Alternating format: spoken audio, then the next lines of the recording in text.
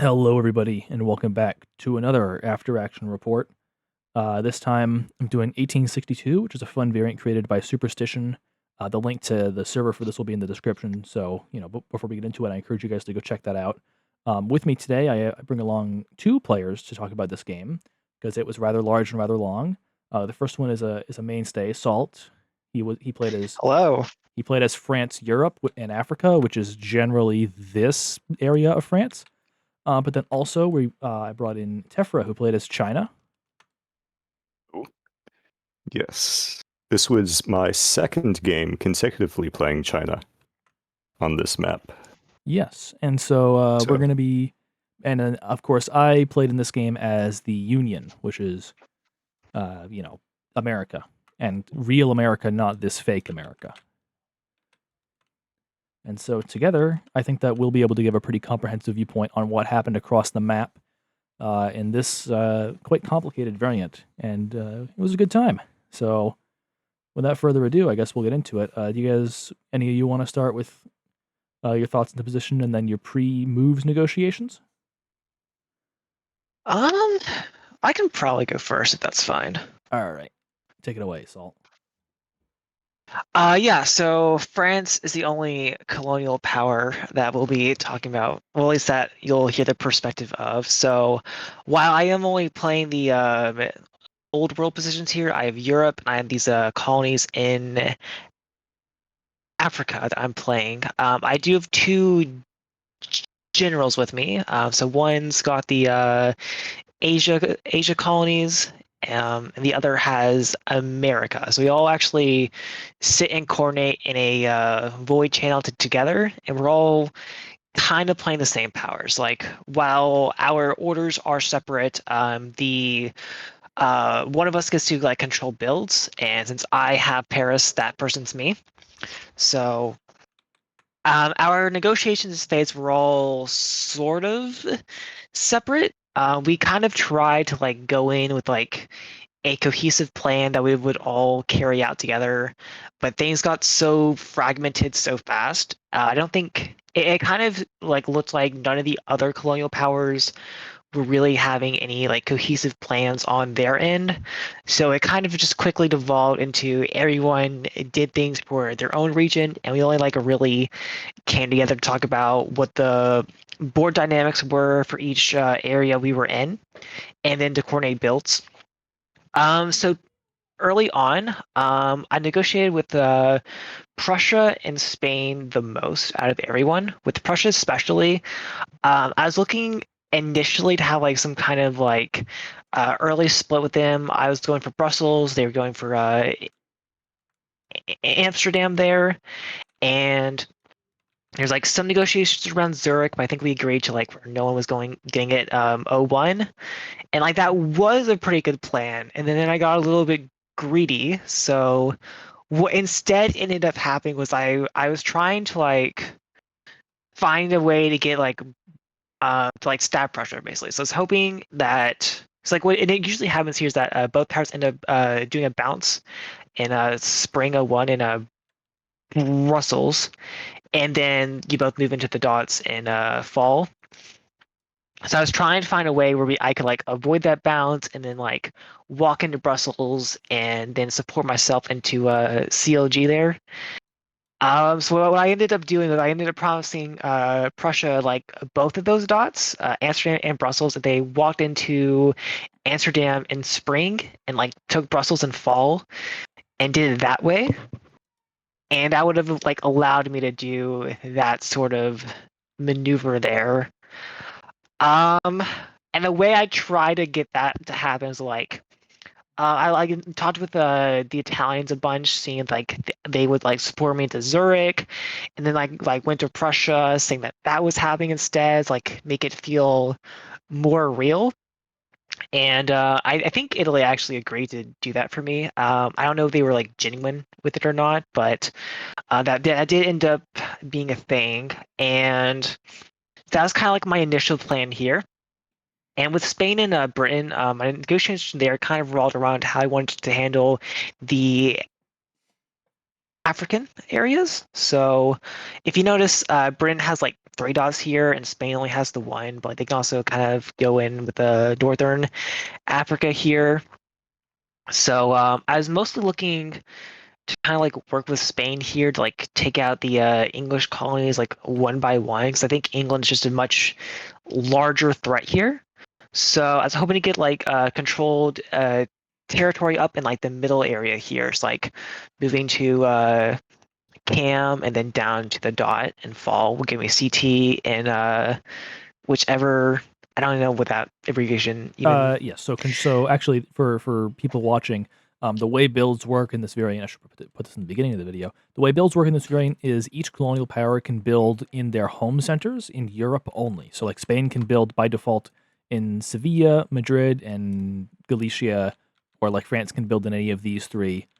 They can always build in those three, like in Classic. But for colonial powers, Yeah. any other dots across the world, they can only build in it if every surrounding tile of a dot is their color. So France cannot just build in BZZ if they want to. France has to make sure that KGO, CAM, and LEO are all blue, and then France can build here. Similar for England with Cape, or with Spain here in the Philippines. If they want to build, every tile with this little like neutral color, this one has to be colored by them, and that influences colonial decision making a lot. So it's kind of important. Yeah, especially matters for the other areas, but for Africa at least, I do have to deal with it there, which is why I kind of have to go north with the middle army there, and then south into the dot. And what I'm hoping that happens here is that I'm able to build, but nobody else is. So I'm trying to like get things in a way to where like Spain and Britain will like bounce in Nigeria there, and like they'll fight over that 1 dot, and I'm hoping to like set things up that way. And then like I have like Dakar sail up. I can get CT with the Madagascar fleet, and I can kind of do things that way. That's kind of how I wanted to like initially approach this region. And then Tunis was also a pretty interesting negotiation. Italy ended up prompting me it, and then like revoking that support like a day later. So there's some interesting stuff going on, and I think we agreed to bounce it in spring, and then Italy would support me in fall. And like they offered that to me, so I felt pretty confident in doing that. And it looked like Italy wanted to like kind of do that, like where they could like go after the after Tripoli, and they kind of like sold it to me as like I would take Tunis, and then like we could all like split up that area, and they would just like continue on in the Med. Like I was pretty happy with that, and that's kind of how the early negotiations went for me here. All right. With that out of the way, I'll throw the ball to you next, Tephra, because I think I assume you had some pretty interesting negotiations to start this game. Yes. So starting with a bit of board analysis, since I do also have the hindsight of this being a second China game, one of the first things I did here was I went to France in Indochina, and we just established that I wasn't going to go after Hong Kong.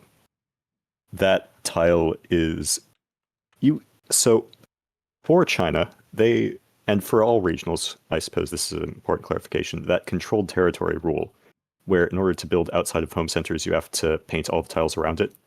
That is also a thing that regionals have access to. And Hong Kong requires Hanoi and Taiwan in order to be a build center. So if you're just using it as a center, then you also have to contend with the South China Sea, and you have to be deeply entwined with the situation in Indonesia. And that was just a headache I did not want. So my focus was immediately on the Russia-Japan-China triangle around Pyongyang, Vladivostok, Hokkaido, and Hanseong. This area. Yep. And the negotiations were pretty simple, pretty standard. I tell Russia that we should go in on Japan because they naturally take Vladivostok. I tell Japan that we should go in on Russia because they can take Vladivostok, and I'll help them do it. And whether or not either of them listens to me, I only need one of them to listen to me to have a clean target. And then the other area of interest is over in the west around Kabul and Urumqi, and that long tile that borders OMS and Irkutsk, Turkestan. And this is a very fun triangle where China gets to decide whether or not they want Russia or England in Kabul. And I had negotiated with both of them, similar to over by Japan and Russia, that I would be supporting both of them into it. Of course, the other one didn't need to know that. And the idea was I have multiple diplomatic routes open, sort of play kingmaker as it suits me. All right. Other than that, I did general poke around with the Spain player, just generally get a feel for the headwinds of where things were going. And headwinds are one thing, but the board is usually a more honest conveyor of information. Other than that, I mentioned the controlled territory for a reason. If Russia wants controlled territory in Asia, with Irkutsk, they have to paint both Mongolia and Manchuria. Otherwise, they cannot build anywhere other than Omsk, which is OMS back there. Yep. But they always build in OMS because they'll always take Turkestan. So my other part of negotiating with Russia was that I offered them Pyongyang, because they can only take Pyongyang if Irkutsk opens to Vladivostok. Oh, like this. Yeah. And I specify, well, it can also go through the Manchuria, but I specified that I wanted a DMZ over Manchuria, specifically so that they had no chance of taking that controlled territory. Deliberately keeping them from actually being a threat on the continent. And that's also because if we zoom out a little bit more, Russia doesn't really have anywhere to go in Asia that isn't just into China's backline. Yep. So, regardless of how the war with Japan goes, Russia is an existential threat. And conversely, China is an existential threat to Russia, if either of them recognize the situation for what it is. I don't know, Tephra. It sounds like you two are going to be best friends here. No steps at all. I can already see it. Yeah, I mean, come on. We shall see. All right. Yeah, that's about it. Pre-board analysis. Okay, so I had a very interesting time over here in the Union. So before the game starts, I have played as Union before in this variant. Not the previous 1862 game, but the one before. So this was I went Union, and then I went over and I played as Prussia once, and then now I'm back to Union basically. And so my experience with Union before was that I got into an early war with CSA. I had England north of me, and the England in that game, in my first game, was quite hostile for no real reason. So I ended up fighting both of these two at the same time. And then I just kind of got chewed to bits by all my neighbors because I didn't really land a good decisive first strike on CSA. I kind of tried to play around with it a little bit. And, it was a bad time all around. Also, the other problem that I had in that game was that I had telegraphed my intentions to attack CSA by telling other people that I wanted to do that, which used to be a mistake I made, but it was a bit more tight-lipped in this game. So the way the press of this game starts is I'm trying to just make friends with everybody because as Union, I have a nice solid core over here. It's very hard for anybody to get into Chicago or Cincinnati or New York City really early. There's basically no way to do it. The furthest anyone can get in year one is like some CSA like dot sniping shenanigans, but that's not very good for them because I respawn with armies down the middle, so they're going to at least try to make themselves look friendly to me. The other thing I have, obviously, other than this really strong core that no one can threaten, is I have two extremely vulnerable exclaves. The first and worst one is New Orleans. This fleet has basically nowhere to go year one except with regards to my relationship with the CSA. because either I can be hostile to CSA and I can move to MSS Mississippi here and threaten like Houston and make them annoyed there. I can go to Flo and then threaten the Florida Keys, which Spain will naturally want. Or I can go to the Gulf of Mexico, and I kind of have some power projection everywhere, but this also kind of annoys everybody. So it's a bit of a double-edged sword. San Francisco, this is a core. Or this is what I can build in, unlike New Orleans. So it's very nice. This just goes up the coast in year one. The important thing is I make friends with Russia, because if Russia wants to, they can go to Vic right here, and then they can bounce me, and I don't like that idea very much. Let's see.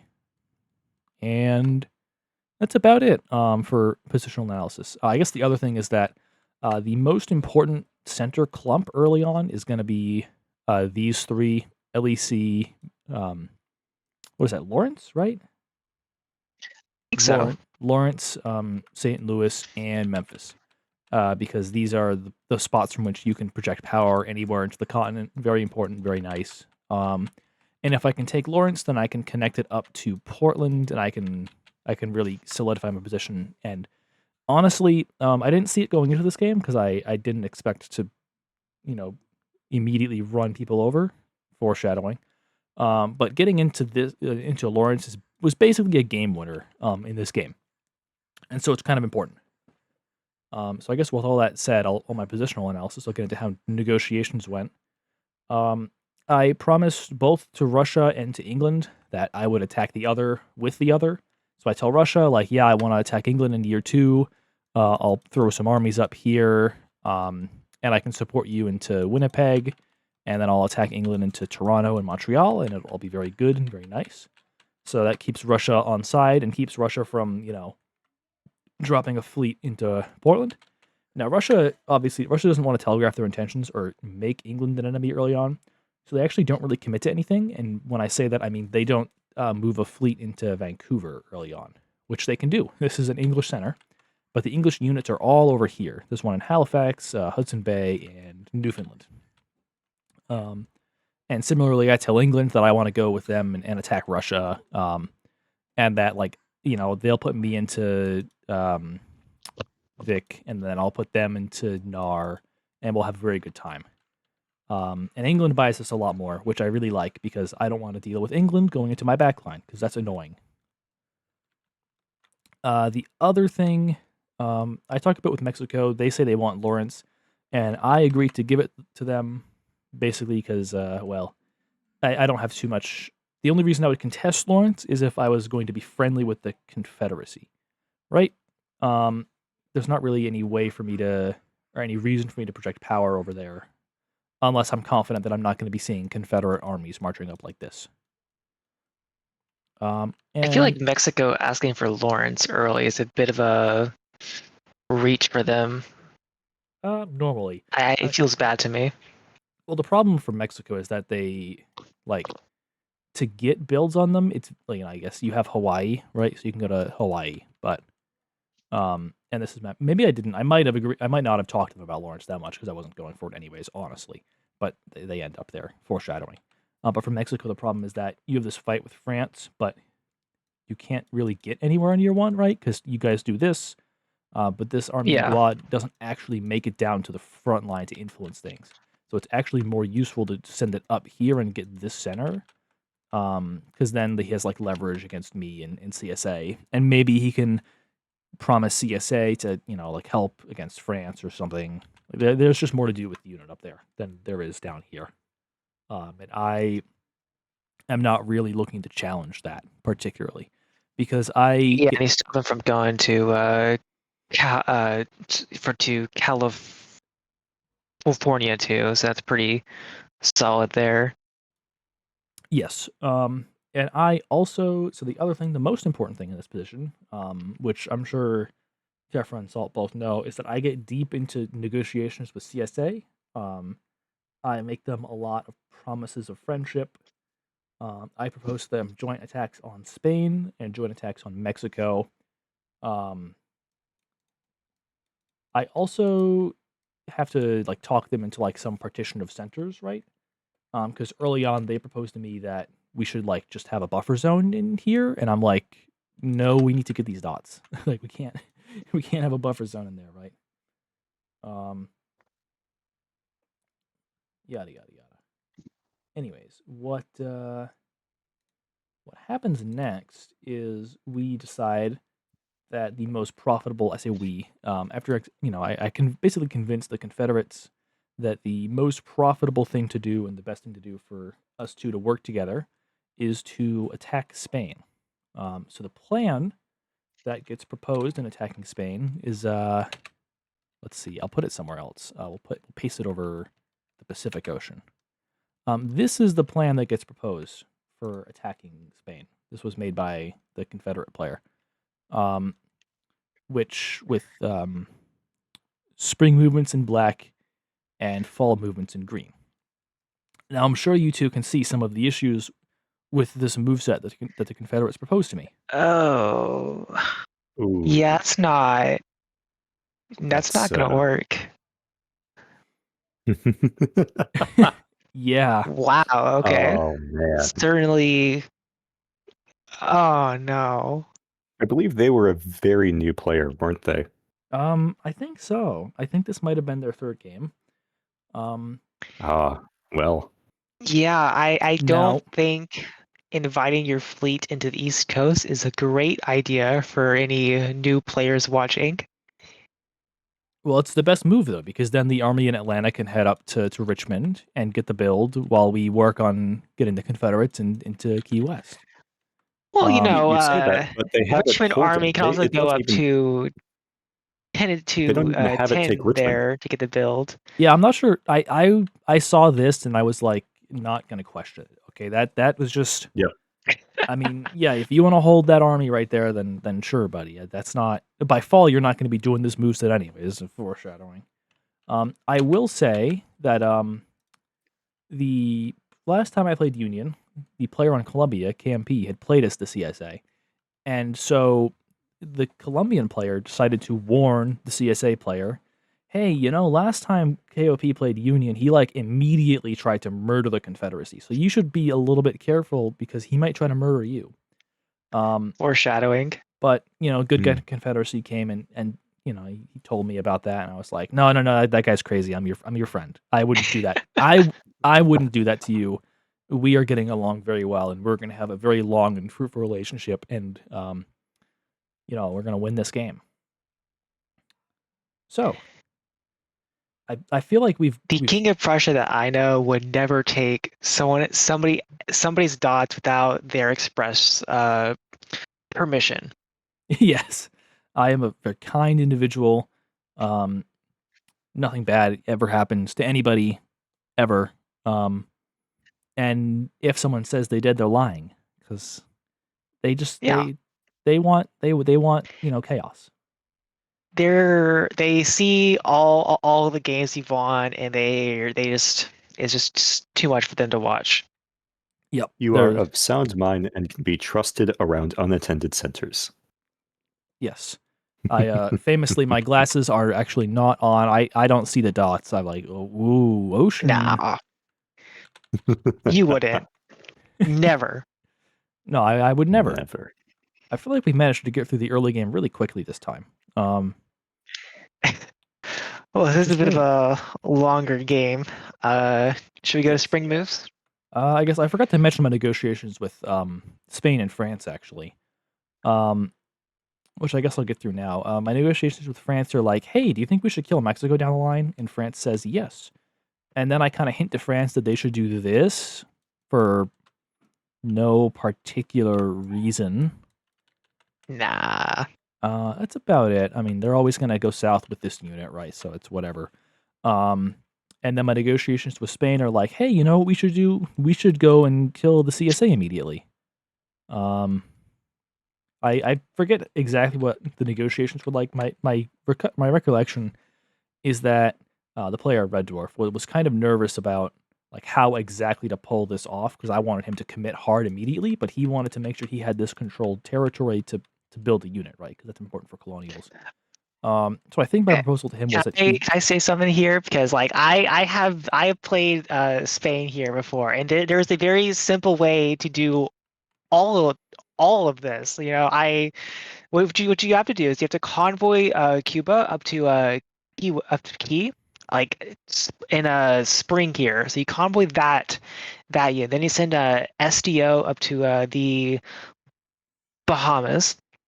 And then here, what you can do in fall is you can send the other fleet down to Jamaica, and then you have the controlled territory, and you have a fleet in Bahamas that can like support hold Key there. So you're completely secure. Nobody can take the dot from you. You have the controlled.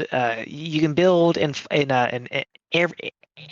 everywhere. So like this is like I don't think there's a better way to do Spain than what I just said. They're like you get the controlled territory for all your dots. You get the you get the build. Like there's not really a better way to go about it. I think most new players don't realize you can convoy in a spring here.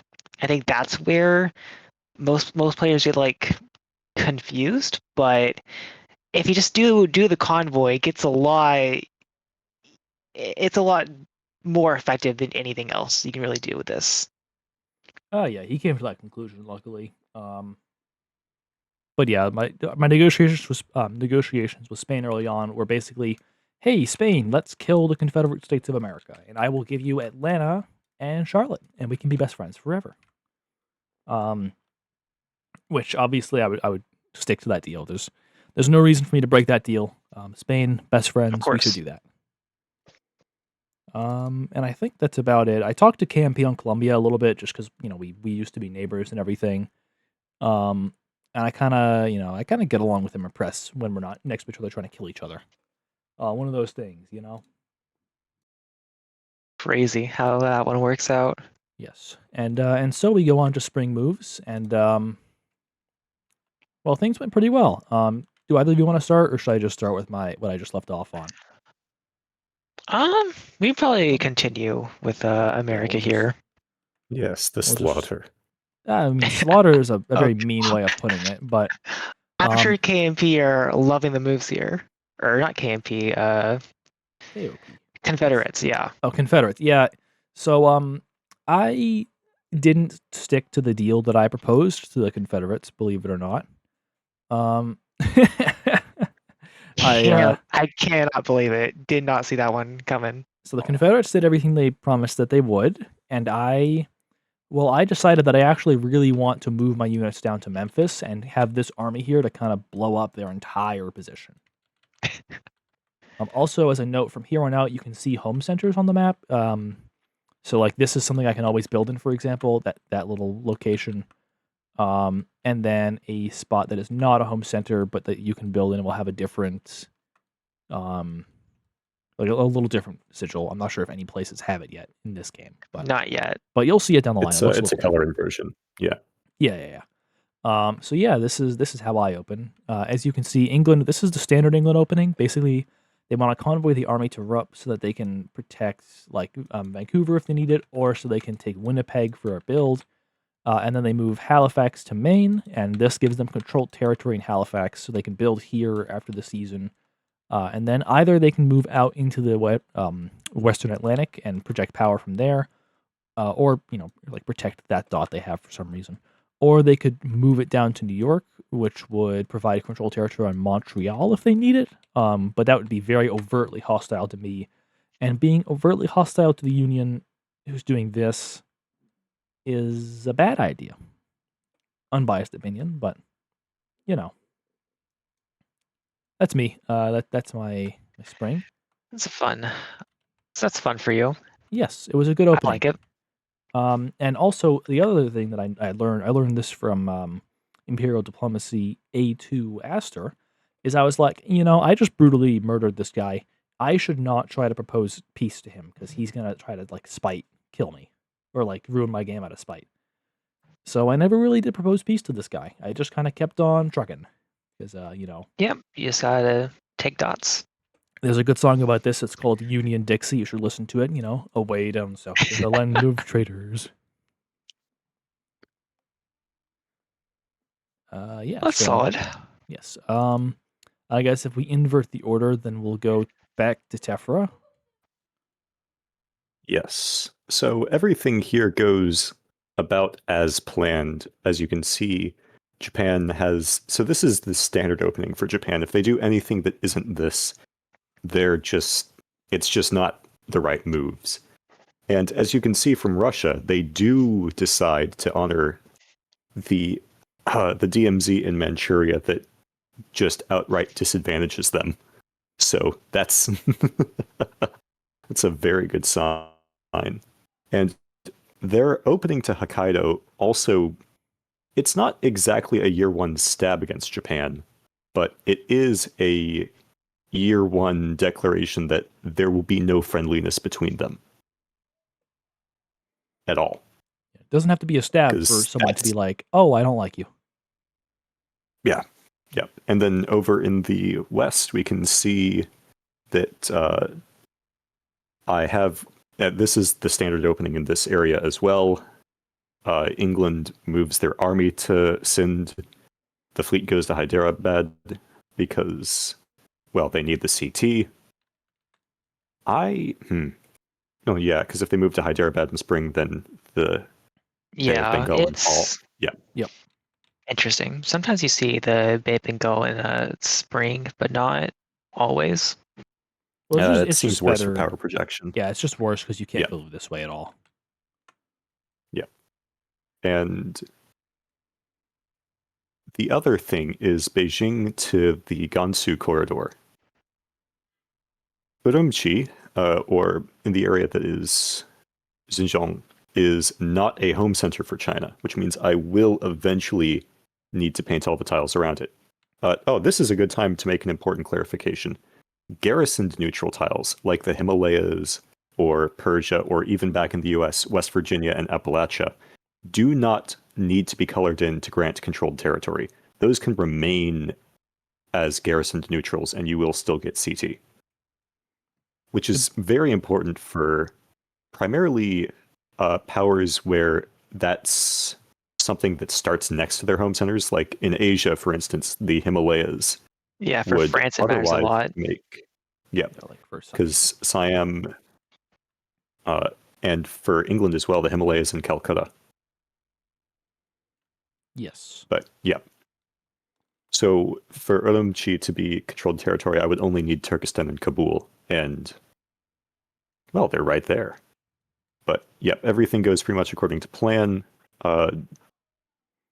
France does open fully north with their units, which is a little bit concerning, but the way our negotiations are going, it puts a fleet of theirs in Hong Kong, which a fleet in Hong Kong is much better to see than an army, because a fleet cannot move inland.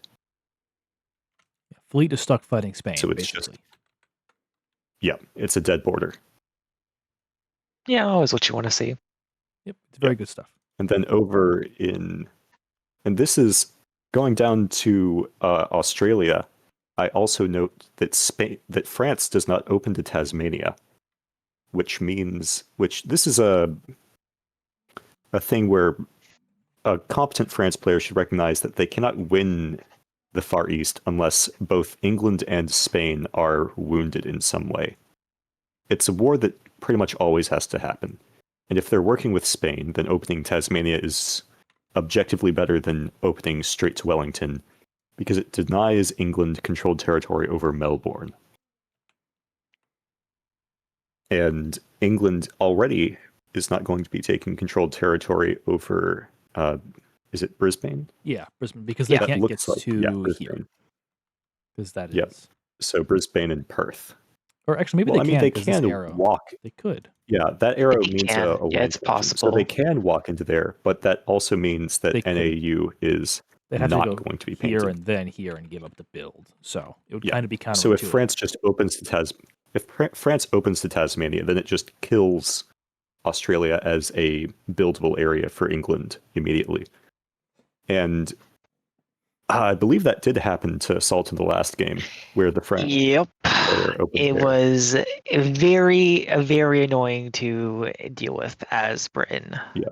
But the France player here did not do that, so England has a bit better of an opening. They do open to Indian Ocean, though, which that one, I mean, it's good for power projection, but it does also threaten Ant. I'm not sure what the name of that Yep. one is. And that Antananarivo. Yep. Yep. Well, it's your dot, Salt. You should obviously know what it's named. Of course. Just like how I know the centers that I will take eventually, except for the ones over there that I don't know the names of still. Which ones? And well, that's spoilers. Well, you know. It's Japan. Chengdu, Xinjiang, Beijing, what is this? Fenyang, Nagasaki, Kyoto, Fenchong. Edo. Yeah. Well, I do know the centers themselves. It's more the prefectures around them I'm less familiar with. Either way. Well, we're getting rid of prefectures yeah. when we take over Japan, so. Of course, yes. It will be reorganized. Yes, into the first galactic. Wait a second. A little ways off from that, I think. It takes me back to Japan RevDip when I did the American Empire. That was a good time. Was. Yeah. I will note that Japan saw Zhejiang open to the Yellow Sea and took issue with it. And it's not going to appear in the video, but I do have a screenshot here of me just replying to my own message where I told Japan that I would be moving to the Yellow Sea. You can send it to our little chat and I can paste it in. You did warn them. I did warn them. Let me pull that back up. I'm curious why they have an issue with that too. I'm guessing they just don't want to see you like supporting yourself into South Korea, but like Hancheong, yeah. I mean it's not 'cause of really responsibility. a lot of other directions for that plate to go in. Yeah, but what else do you want? You want to go towards Hong Kong and just bounce needlessly? Yeah, I mean, there's no way you get that dot anyways, unless Spain is like really nice to you for some reason. Unless Spain has taken a siesta. Pretty much. They take the glasses off. If the Spanish general is just enjoying a night out. Yeah, and then you just bounce. Actually, I'm looking at this, and it was, to say mildly miffed is an understatement. I'm just going to screenshot the whole interaction from the start of phase.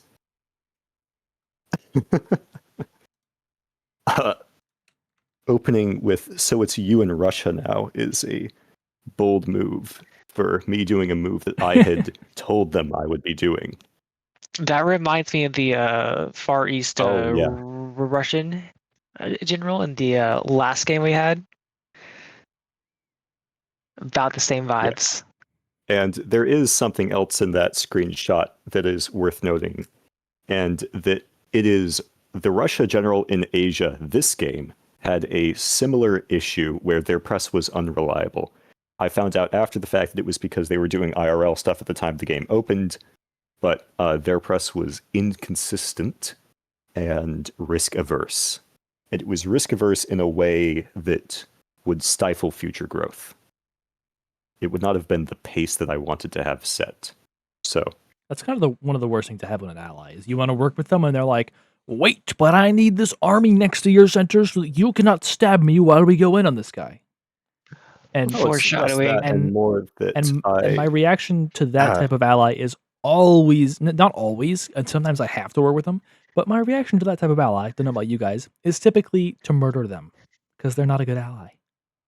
Yep. If my ally is next to my dots, then I will remove them by force.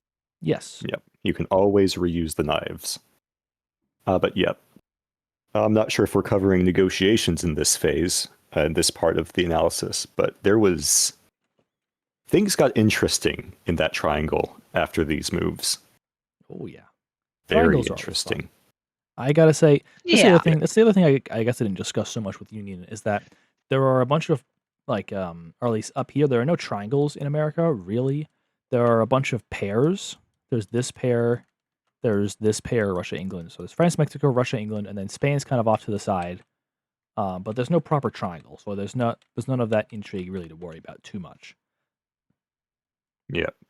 insofar as China has 2 triangles they have to worry about. There's the Kabul Triangle, which is with Russia, China, England, and then the Pyongyang Triangle, which is Russia, China, Japan. And there are 2 common denominators there, China and Russia. I'm sure. and Russia. I'm sure you guys will be best of They friends also for have the the whole trouble with game. like Spain and France Yes, in the best of friends, south of course. there. I mean, it said so in the screenshot. It's me and Russia now. There you Surely go. that Yeah. will hold. Easy. Allies to the end, I'm sure. On Of that note, course. Salt, I'm sure you're very happy about Spanish moves in this position. Yeah, I'm happy that the two of you's plans went so well in Spring 01, off to a nice, friendly beginning with everybody. Everything went out well. You get your dots. Over in Europe, things are not going well so far, to say the least. So let's see. I think mainland Europe went like the most wrong here. It's like all bad. But yeah, so the plan to get Brussels or no, we still get Brussels here, but like the plan to like, get Brussels in spring and like support myself into Prussia's dot is immediately dead in the water here. Prussia had eyes and bounced it. So that's off to a not so great beginning. I still get the +1. Brussels is still mine here, but it's not ideal at all. And I can't get Zurich either unless I get support from Vienna, but Austria is like not doing that. I asked for Austria, it, and for the record, for anyone watching, Austria is recurring player Ego, who, yeah. obviously we've said a lot of kind things about Ego in the past. Yeah, I asked for support into Switzerland, and her response was to ask for me to support her there, and no, I will not be doing that. So that was kind of all we had to say to each other, really. I'm not sure why Vienna held in the first place here, but it's ego, so I don't really put too much Yeah, like worth into that. You'd imagine you do kind of like this opening, right? So you can get that dot. Because opening to Serbia It would doesn't get have you been anything. nice. You get nothing by opening Serbia. Yeah. I mean, I guess you get Um, something Get if many. you get a chance at Bucharest if Ottomans hates Russia. But I doubt Ottomans ever supports you there because Russia's retreat is here, and that is not fun. Well, the other thing is that Budapest into Galicia also still borders Bucharest. That doesn't lose the adjacency by moving to Galicia instead. It's You could just actually a worse you could move. actually just do this as well and force Bucharest. Yeah. Or But you want to as be we it's said, just a spicy. it is great ego. time in Europe here. Or if you wanna- Everyone's friends except for my Well, neighbors. Or if you want to be spicy, you can open like this and then plan on this in the fall. You can take Rome. Yeah, but There's a lot of it's good ego. options, and they were all left on the table. Yeah, I mean, ego just kind of does moves like this here. She'll get the +1, but that seems to be it. So if we go south here, things go from like mildly bad to worse. So the Tunis bounce here was agreed on pretty late in the phase between me and the Ottomans. So I did know this was happening, even though I'm not thrilled about it, because I've been telling the Ottomans that the Italians want to kill them for a while now, and they don't seem to recognize that fact. So I have to wait until they eventually get their dots taken, and that's when I can get like a functioning relationship there. I am still trying to negotiate for support into Tunis here. That will quickly be irrelevant if we just go a little further south and see the moves there. Yeah. So I think things just get like a little bit worse. They weren't like bad enough to begin with. So if you see the English fleet move into Western Africa here, this is done for controlled territory Yeah, here. control territory. But You would have England really didn't liked if that didn't tell me happen they till were fall. making this move. The way I heard it was like they were going to go to like East Atlantic and like then go to like Western Africa in fall. And a spring move here is really like not what I want to see. Because now they're next to my dot, and they didn't say they'd be next to my dot, and yeah, I want to, I don't want to get my dot taken by England here, so it's already not looking great. And Spain decides to disrupt the whole plan to get like controlled territory going in the middle of Africa here. I'm really not sure why Spain would do this, to be honest. Because now England gets free controlled territory in both of these Western African centers. No contest. Spain was the only person who could have really contested that, and they're just handing it to England for free here. And no matter what happens now in this phase, there's no way I can get I'll be able to build in for next year. Spain has disrupted the controlled territory here, and there's just not really a way that I can recover that with this move here. So it's looking like a pretty hard Spain and Britain alliance, and the only mutual target of that is going to be me. So I'm trying to press hard to like disrupt that a little bit, and the Indian Ocean move from England here also just really does not work for me. The Far East General here is like one of the most annoying players I've ever dealt with in games. Um, so like he moves into this space here. It's like right next to my dot. I'm already feeling like I'm about to get attacked by England in Europe and Africa, and then he's like, "What will it take for me to not move into your dot?" So I just tell him that I'm going to bounce him. We do have And some fun context about who the Far East player is for England. yeah, If we scroll back to Kuldip, this yeah, is the same player as was on Tarina, the blue power in South America, that game. And they are immediately back to their old antics. yeah. I just decided that I'm not gonna deal with that this game. I'm just going to bounce my own dot here for Madagascar, and if they bounce, great, I can build there. If they don't, then it's kind of fine. England won't be able to build in Cape Town here, so it's not like that colony is under immediate threat. Um, Yeah, but yeah, that's an yeah, interesting note I'm actually. not in the I best spot. I had talked to Brown before this phase. Brown was the player who was controlling England in Europe and Africa, and I had we both agreed that the best move for this fleet in the Falklands, which doesn't have a center, is to go to the South Atlantic and then move here to give control territory in Cape. But the player controlling it decided that they actually want to control it for themselves, and so made a selfish move to the South Pacific to like go and snipe this dot, I think. But obviously Which they never get. they're not the only ones looking for it. Peru here has a fleet that can do that as well. I think things like that are the biggest problem with having three players play the same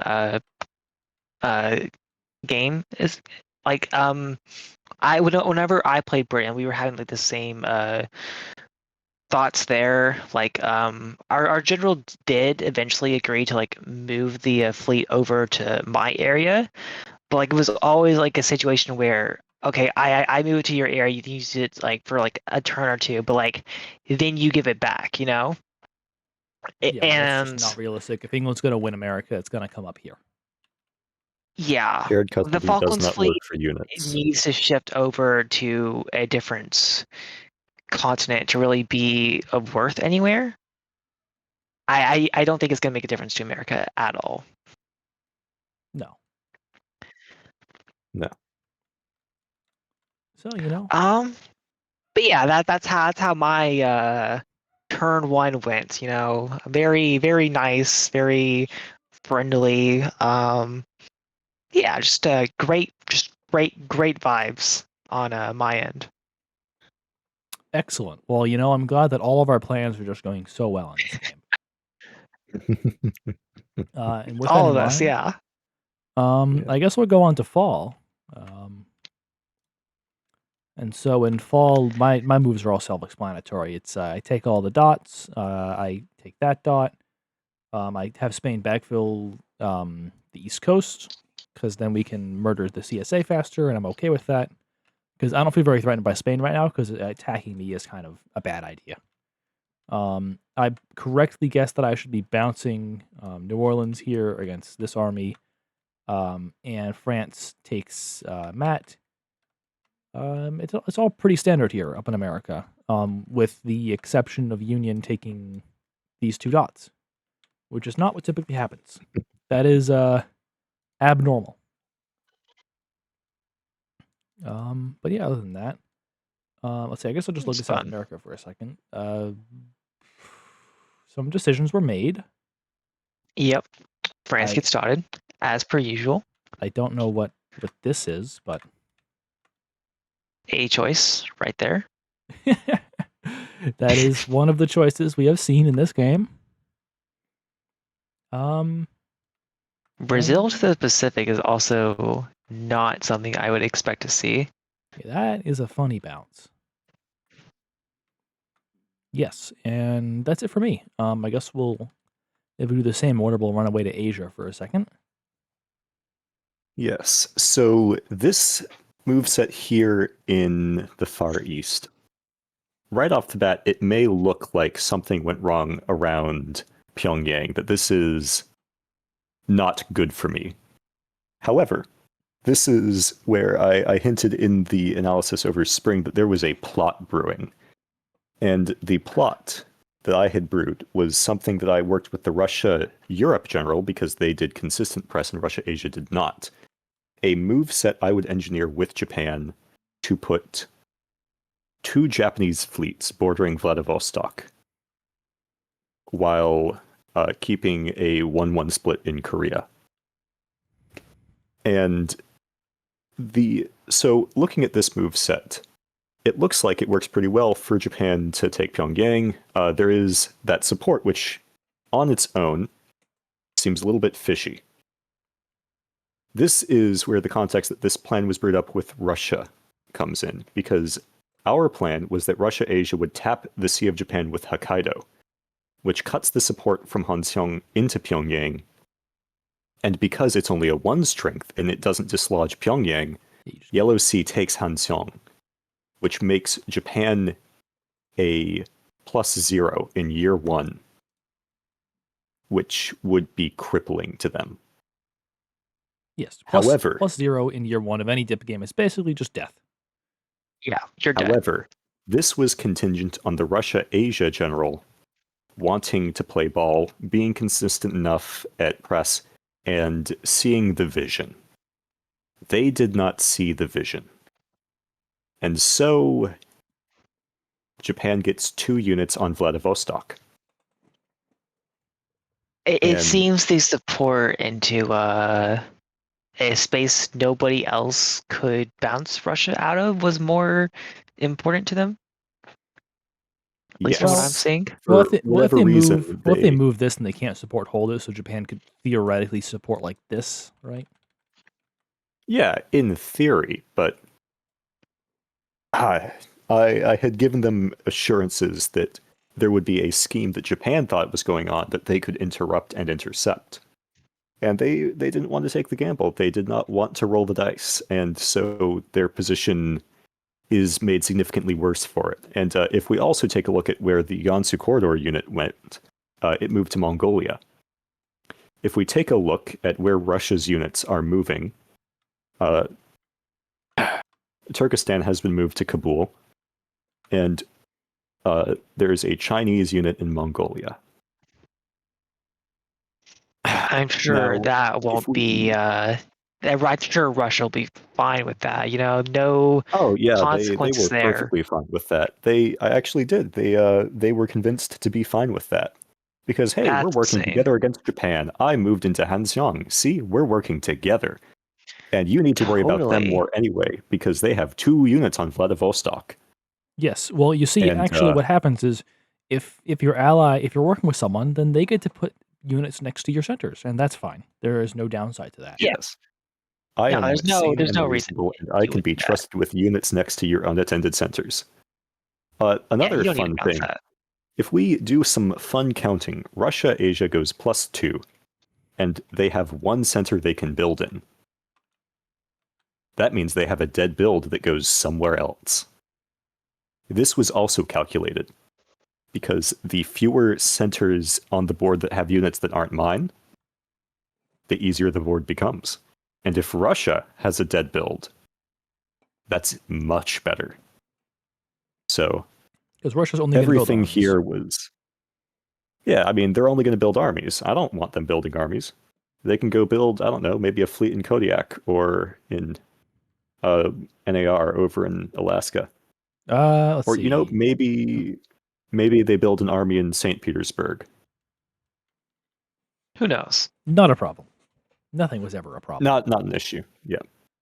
All right. But yeah, as we can also see, France does take Hong Kong with a fleet, and it is supported in by Taiwan.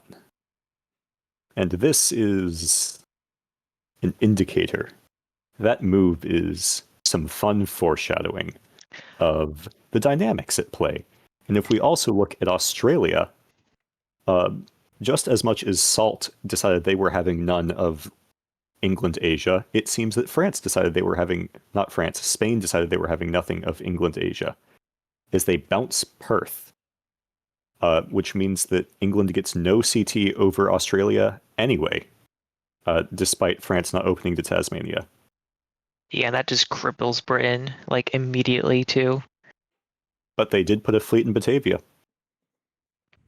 They got the Which- fleet there. They could have done that anyway if they just moved to Perth first without, irritating everyone around them.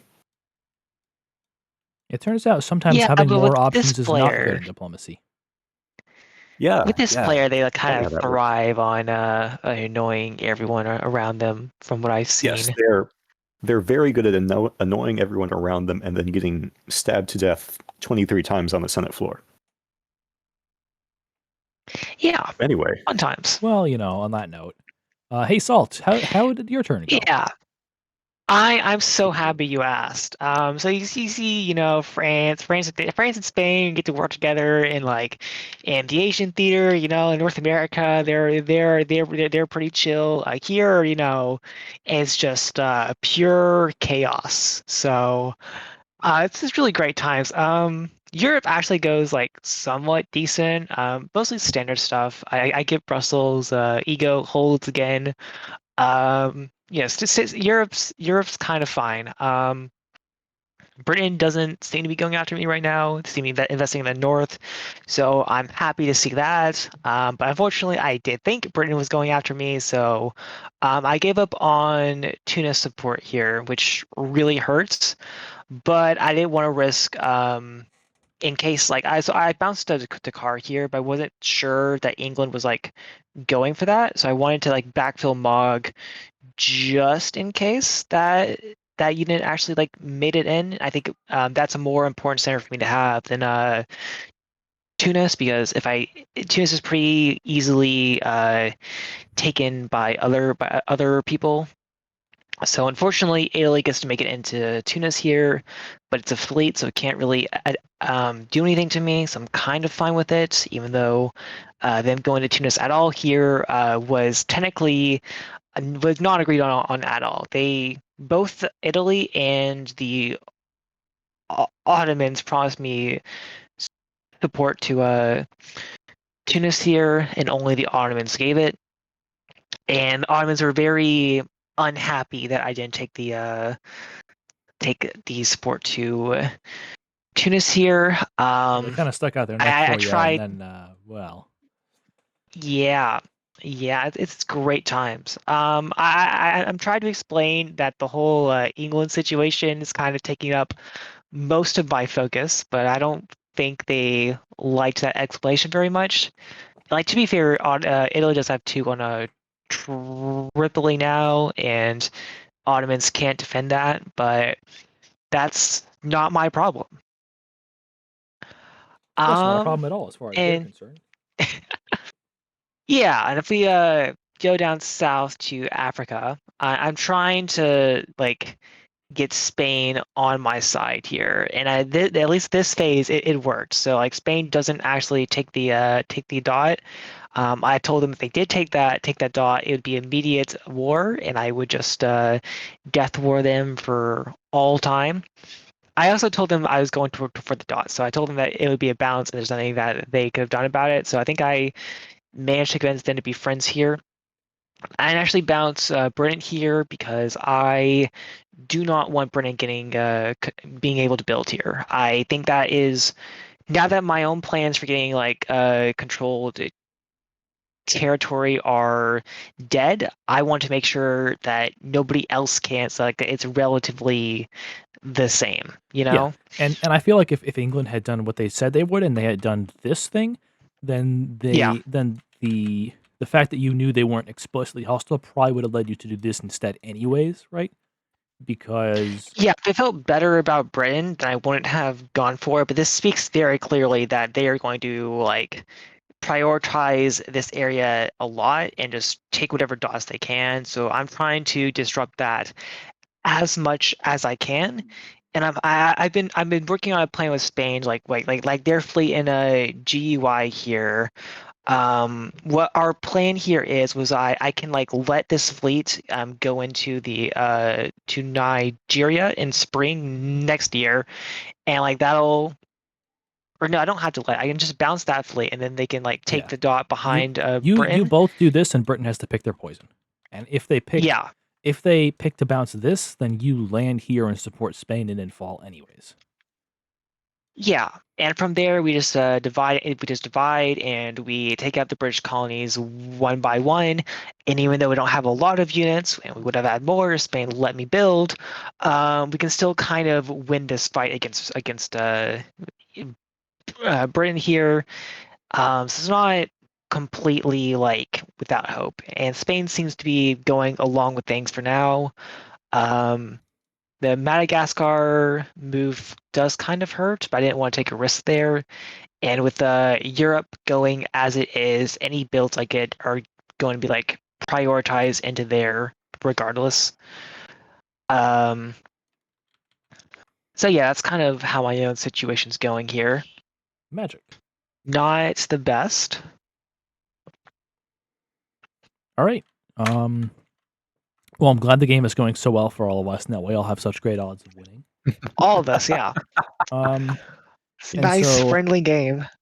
I guess we can just do a tour of the rest of the world for like 1 second, which mostly is South America. Well, we have good eyes everywhere else, but South America we don't. Yeah, this is interesting. This is about Argentina and Chile are working together. My understanding from press at this point is that Peru and Colombia have a decent relationship. I'm not sure how that evolves. It for some reason like France goes to here in spring, but doesn't try to get a dot I'm in really fall. confused on why they didn't too. I told the general to go for GMC there, and they just didn't. I mean, this configuration is just bad for French Mexico altogether because you like either want Mexico to be going for Hawaii or you want them to be going for like for GMC, and then you grab like if they're going for GMC, you grab this, right? If they're going because if they're going for GMC, then Colombia can go for Hawaii, and then you get Man, and it's all very equal. But You really need GMC for like the extra place to like build in for France, especially because then like Mexico can actually like do things and play the game. With only Mayor, it's really hard for France to get like any units on the front line with Mexico here, and it's just really hard to get anything your going. options, I'm gonna refine this. You don't want to have GMC to get like there like this. What you want to do, is probably you want to move this way at first and get Mexico City locked down, and then like you maybe send Ver up and around to get that control territory, and it's kind of an investment. Yeah, I think if they just send the army to there to get the controlled territory for the other dot they have, then that would have been a better setup. I did the hold here is like the worst thing that you can do. If you're gonna move the You at least want to army move. there, have a plan. I will say that during this game, or at least I'm not sure if it's the case at this point, but eventually what's going to happen is France and Mexico are going to look at what is going on up here, and then they're going to conclude that I'm a bit of a risk to win quickly, and so they want to try to limit their infighting as much as possible to contain me, which I think is reasonable. But I also think, I think after the game that's reasonable. They should that's probably the right move. But at the time, I'm like, no, guys, you need to one of you needs to fight each other. Like, come on, come Yeah. on. I think it was after this winter where they started like seeing the threat and like trying to work together. I know there's like some discussion in our void about it, but they didn't see it as like a threat to win just yet. But like as that they knew that you were going to be pretty powerful in the area and that you would win if there's nothing like done about it. Basically, everyone with eyes Powers- sees this, and CSA is just dead. Yeah. Powers needed to be balanced. I mean, come on, balance of power. Unfortunately. Who even cares about the balance of power? Come on. Nah, not us. And so we're on to results. So this is results before builds. So as you can see, it's this is historical, right? You have the Anaconda line or whatever, Anaconda plan where we're Yes. choking off the Confederacy. I landed in 4 centers. I got 4 builds here, so it's pretty nice because I have 4 centers to build in. No objections.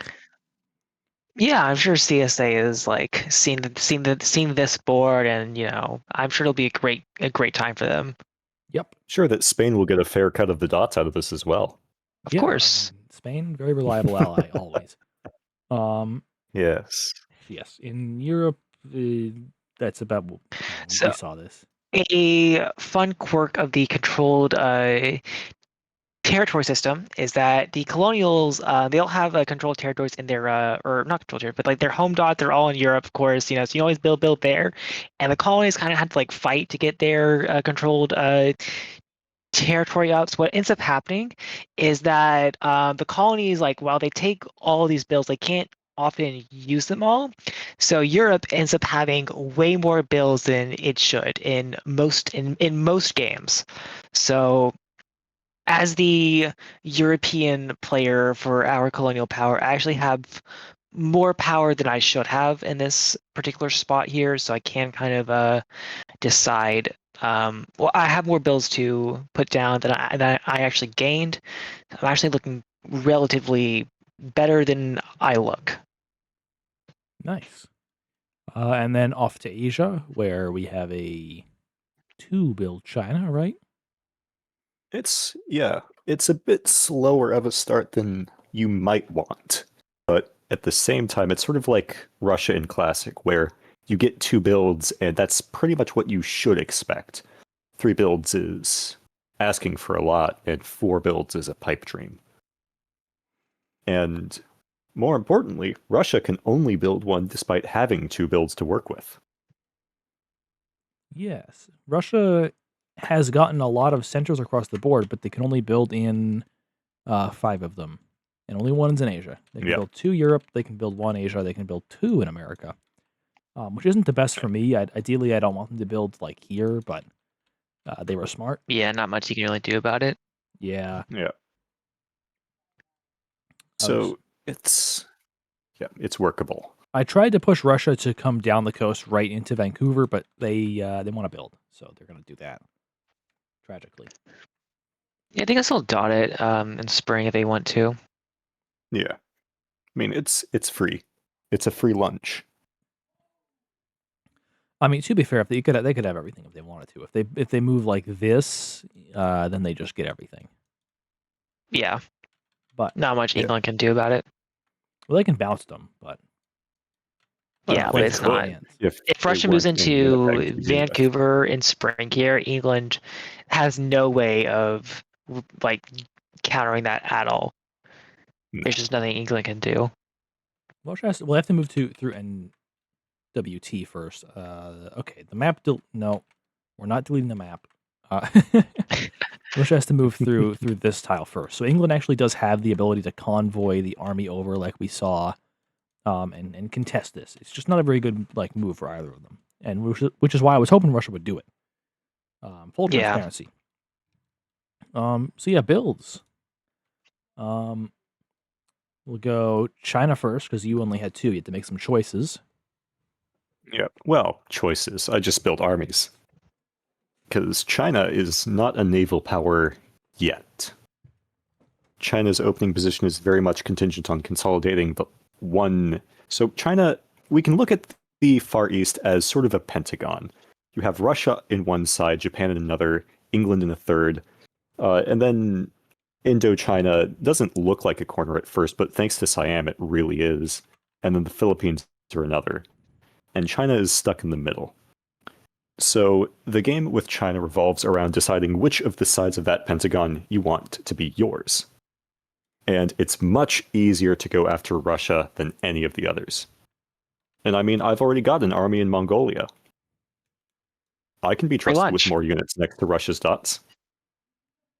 Well, yeah, I mean, we're so I will have more units next to Russia's dots. Well, as we've said, we're very trustworthy people here. We would never betray an ally. We'd have to give them.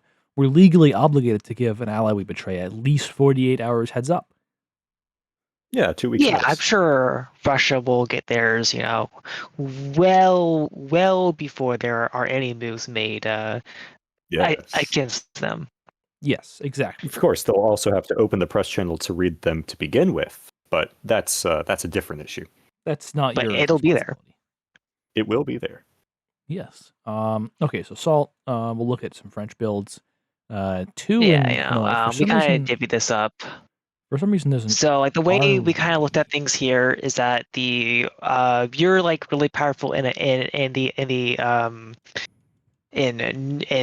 North America here. Europe and Africa are a train wreck. So we kind of said that the Far East is our best shot here, and that we will be putting as many builds as we can into this little area and focusing there as much as possible. So that's kind of why we're investing as much as we are there. And I think, yeah, the armies are for like Siam. It's like we're kind of going after England here, and that's the plan right now. Yeah, I mean, I guess you could also like do some shenanigans like with this, and then in fall you take Siam, but like, it's all kind of dubious there. That's kind of the idea. Just kind of take the dots and threaten Britain wherever possible, really. And like the understanding here is like the Asian general for England was like completely at odds with everyone around him, so it was relatively easy to get people to help us take him out. Yeah. Beautiful. No need to negotiate with terrorists. Yep. Exactly. And then in America, I build just armies. I build the fleet over here because there's no point building an army because it's just hostile to Mexico, and I'm trying not to directly alienate Mexico this early. And I build an army in New York City. This is agreed with Spain because a fleet here is not like it doesn't serve the same purpose. Because I want the army to come down here and like take Richmond or whatever. And a fleet's biggest purpose would be to do this and to kick Spain out, which would be good if Spain didn't have a fleet here for me at some point. But if I do this now, then what's going to happen is Spain will retreat somewhere annoying, like New York, and I'm going to have to cover New York City anyways. So I'm just going to keep Spain on side for now, so I can get them to vacate this peacefully, maybe by bribing them with a dot. Then I build a fleet here and I push it out, and then we're secure and everything's good. And of course, CSA's one build is an army right next to me for some reason. I don't know why. Yeah, I'm not sure what the thought process is there. And yeah, so France builds a fleet here, so I'm, it's kind of weird. But I also try to sell Spain on France being hostile to them and France being a good source of dots, and everything else I can sell the Spanish on to attack France. But yeah, this fleet really is the first sign that there might be something brewing down here that doesn't involve killing the Mexicans. Which is weird because you'd expect France and Mexico to fight, but they won't. And with that, Go ahead. So over in Africa, I would love to build, but I can't. So I'm forced to build in Europe. I think I get 2 builds there. It You might get have been 3. You build 3. Yeah. Yes, I just build all my stuff in Europe. I was debating a fleet in Marseille here, but Italy indicated that like that'd be immediate, like they would see that move as very aggressive towards them. And that's kind of fair. And while Italy has not been very honest with me so far, I still read this board as them wanting to go east. So I'm willing to give them the benefit of the doubt here and not invest in a Mediterranean fleet at this exact time. So I'm hoping to stay friends with them and kind of leave them as a. I think they're just gonna go east. I'm fine, just like not antagonizing them right now because I have my hands full with Prussia and Britain and that whole mess.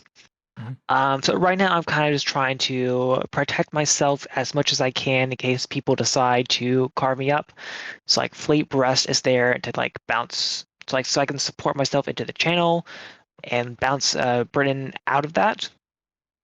And the army builds are to like punch through Prussia and get builds from that, so I can like turn around and start winning the fight against Maybe something like this. Britain. Yeah, that's kind of the idea here, and we'll see how that goes. My plans have historically worked very well, and that fleet in Florence was definitely a eternal sign of friendship from the Italians here. Yes, because Fleet Naples is pretty bad, especially because they're just fighting the Ottomans, Yeah, and you wouldn't want a fleet. who would ever want that, And Army Piedmont, or not Piedmont, Army Palermo is just like, they would never send that after me here. Oh, that's not what I want to open. Never. All right. So on that note, British Army in Freeport, very friendly, I promise. Yeah, I'm sure that's Sure not they're going not planning anywhere to that I do wouldn't want it to go. Yes. And then Britain builds a fleet in Of Halifax, which I'm chill with. It's not an army, so whatever. And I think that's about it for builds. Spain builds one fleet in Caribbean, and that's it. Colombia builds army and army. South America looks like this. Fun. Yep. And that's about it. So, spring moves. What a time. So I guess I'll start with myself again, as per usual. England goes for some controlled territory here, and well, I'm not the biggest fan of like this move, especially. But other than that, what also happens is CSA is trying to turn Spain onto their side, but I told the CSA that I'm going to do a funny convoy, and so they decide to support my funny convoy of sending New York City to Tidewater. So I get some good positioning on Richmond. I can force this in the fall. Very nice. I move my other units towards CSA pretty naturally. It's all very normal, I think. And the British Army move seems very aggressive. Yeah, this is annoying. I guess it's for controlled territory up there, but that army probably goes further south. Yeah, it's not ideal. And then Russia is moving in towards England as well, which I think I told England about. I kind of forget how this whole relationship went, other than I managed to avoid dying for a while to this, so it was not not terrible. And then it looks like Mexico is kind of attacking France, but like kind of not, because they only built one army, right? So, and these were all fleets. So I mean, it's really like I don't know. I think if I remember right, the French general agreed to give SLP away, and then didn't want to, and then didn't tell them that they didn't want to. So that's kind of how that went. Classic. They are nominal. They are like supposed to be coordinating, but in practice, there's not a lot of like cooperation going on, from what I could tell. Excellent. So yeah, this is North America. So I guess we'll go to China. Yeah. Yes. Hold on, all right, there we are. The internet is back in line. So, shock and awe. Russia has been stabbed. Really? Gasp. I did not see this one coming at all. It's quite horrendous, actually. There's now, so they lose Hokkaido, and the Japan player. This was an interesting move for them. Oh, fun fact that they failed to erase one of the support bubbles from Hokkaido out into NPO. That's funny. The Japan player decided that they wanted to bounce in the West Pacific Ocean, which means that dislodging Hokkaido gives a fun forward retreat that Russia can take into is that Sea of Saigon? No, Saigon is down south. Saigon's over here. I don't know what I'm this not is. sure what that tile is. I'm not sure what it is either. South Asian Gulf. Sea of we'll something. call it. Sure. Something like that.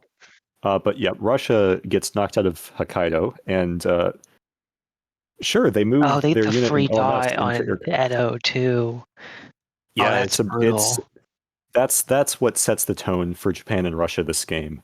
Where if you look at mainland Russia, where they have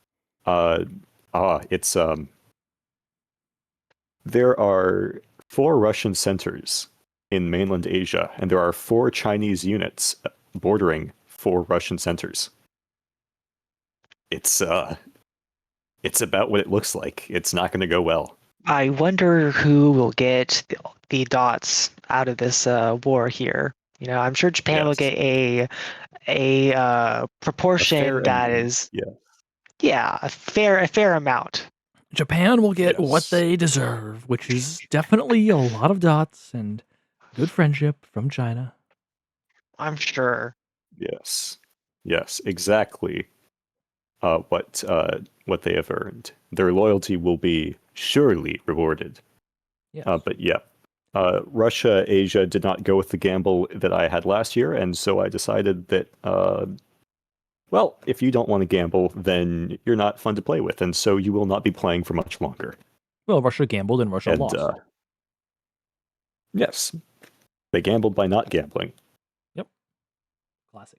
And yeah, this sets up pretty cleanly to just take Irkutsk outright. This is where Russia decides that they would rather work with England in Asia, so Kabul isn't like a guaranteed take if I want the long-term security, because if Kabul supports into Himalaya, then that's rough. But I have confidence that this is a problem that will be solvable, we'll say. Yes. As per usual. The French have assured me that they will be doing something about England. So another important thing is that me and France have negotiated for a demilitarized zone over Yunnan, where if either of us needs to walk in, we tell the other person beforehand. But other than that, we just don't go in there. And similar to in year 1, where we had a demilitarized zone over Manchuria with Russia, France, without Yunnan, cannot build in Hanoi. It just makes their builds more south. It forces them to invest more into Indonesia than into mainland Asia, and that's just to my benefit. It's a very good buffer, and it also means that I know when they're stabbing me a full move in advance. Which is pretty nice. Yeah. That's very strong insulation. Good stuff. But other than that, yeah, that's about it. Other than, the continued death of England, where we see France moving into Tasmania. Wow, would you look at that? England still loses complete control territory over Australia. They cannot build over there. But they move like this for some reason. I don't. Oh yes, they did. I don't know what that's about. because I don't And know if you guys Spain are did just aware. hold. Yeah, that also like guys, we need to get some glasses. The Okay? hold there hurts. We need Yeah. we need to give you guys some glasses. Okay. Look. There are dots. There are dots this way. There are dots that way. There are dots that way. There are dots that way. You got to go towards them, okay? There are dots. You can see them. See dot. But you see, they must paint the map. They needed to Yeah, control they territory over just Brisbane. lose the center now, and there's nothing Spain can do about it because of the hold. That's well, no, no, they they don't lose don't. it actually. No, because England didn't. Manila. Yeah, Manila moves into the Philippine Sea. I'm shocked that Spain moves that like not Of Spain, course, that Britain moves there but doesn't move to South Spain elsewhere. of course, if Spain It's a had done choice. this, they could have, they could have bounced them.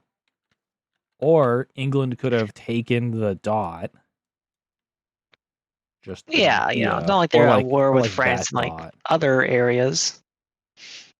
There are a lot of dots to be taken here. Their Many. glasses were not to be found. You don't say. All right. Guess let's see. I already went over all this. Yeah. Yeah, so that plan I had with Spain, how we were like working super closely together because Britain was so obviously going to like take over Africa, and like how we needed to do something about that. Yeah. Yeah, so that plan kind of just died. This phase here, which really, really hurts. So I have a quiz actually for the two of you. What do we think Britain promised Spain to like get Spain to work with them here? The power of love. I'm gonna Okay. go with a solid nothing. That would be correct. I did ask Spain about this. There has been no press between them and Britain for I think the whole phase here, or at least very very little. I think England asked for that support into East Atlantic Sea, and that was it. That was the extent of their cooperation this phase, and yet, despite my hours of trying to get Spain to see logic and reason and dots, they still decide to side with Britain here because apparently Britain is so scary and terrifying, and instead of doing anything about that, we need to just throw ourselves at Britain's feet and hope that in their that Britain just won't like kill Spain down the line, and Spain just gives them everything that they want. Well, Salt, That's the for one vibes I thing, got. I'm gonna have to tell you that I wish my neighbors reacted that way. That they had seen me getting big and were just like, "Oh, well, the only thing I can do right now is appease Union and give him everything he wants." I like it when my would neighbors certainly do that. love to be in Britain's spot right now. Yes, Spain just does everything you want. You don't really have to do press with Spain to get Spain to do what you want them to do. They just do it. Listen, what happens here? I would certainly love that. What happens here, Salt, is Britain says jump and Spain says how high. Well, Britain says jump, they maybe just like send the letter J, and like Spain just interprets that as I must do everything Britain says to supposedly build trust with them so they won't come after me down the line. I'm sure that'll go well for as them. we all know, when you trust one of your neighbors, they cannot stab you. That doesn't happen, okay? Yeah. And it's not like if we go to Asia that like Spain and Britain are at war there. No, that's not happening at all. It's completely peaceful between the two of them, I'm sure. Well, Salt, as we know, war is peace. So I mean, you gotta study your what is it called? Your New English. True. Well, Newspeak. I stuck Yeah, your to Newspeak. Yes. It's been a while. I did 4 book reports on 1984 over the course of high school because the teachers did not coordinate on saying, "Oh, you have to do a new book for your dystopian reading project this year." So, You just kept on doing the same one. Yep, got very good at it. Nice. See, my experience in high school was I was just getting bored of the normal essays. So we get assigned in AP, what is this? Language and composition. It's a bunch of writing, and they say write an essay about how eminent domain, which is like the government taking land to build roads, make an argument about how that should be used. And by this is like in like February, and I've been extremely bored because I'm really good at writing essays, and I have learned nothing in this class. So, do you want to know what I write that essay about? Eminent domain.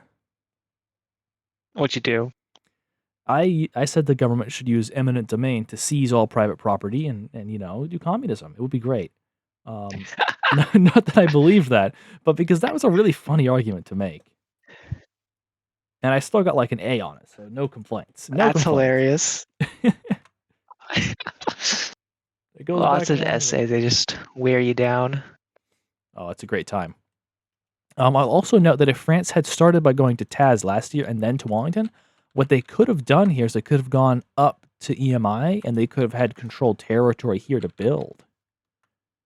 Yeah, And- I think the Wellington move in spring just kind of ensures that France can't build in this area ever, which seems to be what's going to. Which I'm sure you were occur. very happy at your general for allowing. Yeah. I mean, at the rate we're going, I'm just Well- hoping that we can delay Britain as long as possible. I'm actually trying to send my fleet into the far east section of the ocean here. So I'm trying to transfer the Madagascar fleet over to my To Asia, Asian general here. I mean, in fall you can move here and still prevent England from ever building in Australia. So Yeah. So it's still, this position in Asia is still looking pretty good for us. I'm trying to reinforce that as much as possible because I don't think Africa is holding any ground for us so far. Speaking of Africa and Europe, though, one of me in Spain tried to defend against the British threat here, and that person was me. So I did get the bounce in West Africa correct here. So I got that guess right. So I get to keep the dot for another day. But things weren't like already bad enough. So the Italians decide to attack me here. And there's just not a ton I could have done about that. In all well, fairness, the Italians famously switched sides and decided you're the enemy, although they had already done that. So yeah, and the Turks did so too. So like they're working with the Italians now, and they're supporting Italy into Tunis. And I'm sure like all these Italian units next to this dot here, that won't go wrong for anyone ever. well, Salt. I think you'll find that the Italians historically had no designs on Libya, so you're kind of mistaken No. here. Never. Very friendly.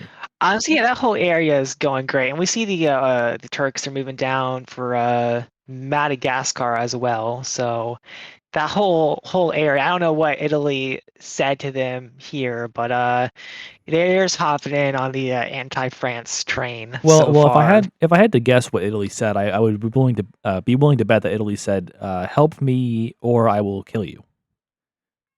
I'm sure. And you know what we say to people like that? Yes, sir. Yes, of You course. just, yeah, you just help the person that's like threatening to take all of your dots. That's what Spain's doing here. And I'm sure that'll just work out wonderfully for them this once game. again, Salt. I wish I had your neighbors because if the CSA was helping me into their dots, I'd be in a much better position. But they're, for some foolish reason, they're resisting. I wish we could swap too. If I had somebody that like fought back, that'd be awesome here. But instead, it's just like me alone versus the endless tide, and Ego decides to finally move her armies around on just as I just take Switzerland here, so even though I take Zurich here, I'm not going to be able to keep that, which is really unfortunate. I have to cover Marseille with that unit, so there's like some G1 Zurich configuration. takes it. There's some configuration where you have this safe, but it involves England being on your side. Because what you need is for England to do this, you support them in, then your fleet here supports, then your army covers Marseille, while your army in Alsace supports Zurich to hold. Yeah. But And good I'm luck getting the that to only happen. person offering any opposition to Britain at all on this map, so Hey, that means I'm target. England's a decent ally. I mean, they have some Yeah, interesting ideas. over there, I'm sure. And Over there. Europe and Africa, they are trying to take all of my dots, which is not very cool. All right. Let's see. South America update. Brazil just suspiciously holds this fleet in the South Atlantic. I'm sure they're benign and friendly. They forgot about it. Yeah. Yeah. That's what it did. They can be trusted. For some reason, I will never for the what the amount of trust there has to be here for this to be the move set. Argentina That's is an crazy. interesting player. Argentina is a very interesting player. This Argentina is normal. There's going to be a sub later. This Argentina is more normal, but yeah, more normal. The sub is still some questionable decisions, I think. Yes, relatively normal, I think is what we can say. Yes. And then Colombia decides that Brazil needs to be hit over the head with a sledgehammer like 10 times. And so they do it. And Brazil decides that holding the unit in the center is a good idea. God, that's so painful. Listen, man. Never hold. Well, you say never hold. Well, sometimes you hold. Sometimes in most cases, I think. See, I held right here. Cayenne there has no right to hold. I mean, I guess there were like, are there any better things? There was something else in the Far East that I forgot to mention. France gets a fleet into the East China Sea because I held. And that was more because I expected Japan to get out of Nagasaki and I was going to stab them. But that plan didn't go according to plan. And so, that is what happens. So Hanxiang should have gone to East China Sea, but I was afraid that if I moved 2 onto Hong Kong, France might freak out. So. Yeah. So be safe. France is kind of forced to make a tough call there. I don't know. I guess they can keep going against Britain, but if they want that fleet to be do anything against you, they need to spend the other army to bounce Hong Kong, and then there to kind of give up a lot of the momentum against Britain. So it's kind of a difficult choice to make for them. Not much of a choice at all. Anyways, I think we covered most things on the board, so we can get moving on to fall, where things remain interesting. So England, I'll start over here. England had been I think thinking about stabbing me, but they decided against it because things appear to be going well for me down here. Oh yeah, I also this is maybe I forgot to mention this in spring actually, is that I got Russia to attack England a bit here. By I don't know. I forget. I built a fleet in here, so that should have really been a giveaway that I was not going to be very friendly, but I told Russia I was going to go here or something. Whatever. Maybe in hindsight I should have gone here with this because I was never really going to get Victoria, I think this is. So maybe, but it's hostile to Mexico, not really useful. But in fall, England has to turn around and be friends. I convince England to do this kind of switcheroo because this allows him to break the controlled territory here. And also it forces the army to retreat back to Alaska, and this is just a very bad place for Russia to have an army. It's also very good for me because England with a fleet right here can never really make any progress against Russia at all without my help. And even with my help, they barely make any. So this really grinds the position in North America to a halt, which I like. I like the position in Canada to be stagnant. I want Russia and England to be sitting still on their hands, not doing anything. Now the problem is that we start to see the cooperation between France and Mexico. These two are moving away from each other. France is helping Mexico into centers. I don't know what this is about. I don't know. Maybe Mexico wants this fleet disbanded. We're not going to talk about that. That didn't happen. Nah, I think negotiations broke down here. Well, but France still supported them into Houston. Yeah, if this was Mexico supporting France into Houston, then I would believe this is a stab. But yet they're also trying to antagonize you. I'm not. Yeah, they tapped New Orleans, but I just kind of stayed here. Yeah. And I had interesting. Played it safe on Memphis, which was a good idea. Yay me with good ideas. But then Spain likes funny convoys. So instead of taking the dot here, Spain convoys Savannah up to New York City to kind of arrest my momentum. Because basically here what happens is if I get into Richmond and no one contests me, then I'm immediately going to be slapping like a fleet down here probably and just crushing them. And so Spain kind of sees that coming and says, nope, you're not allowed to have fun. I'm going to have New York City. Which I am not the biggest fan of that move, but I can't declare war on Spain or anything because I would, it's kind of need them to leave. So it's awkward. It's all awkward and terrible and bad. And I wish that Spain was not crazy, but Spain is crazy. I agree. The Spanish American player in this game also said that they explicitly told me that they like convoys a lot in this game. So I just kind of sold them on convoys whenever I wanted them to do anything, which worked pretty well. Yeah. And then they convoyed into you.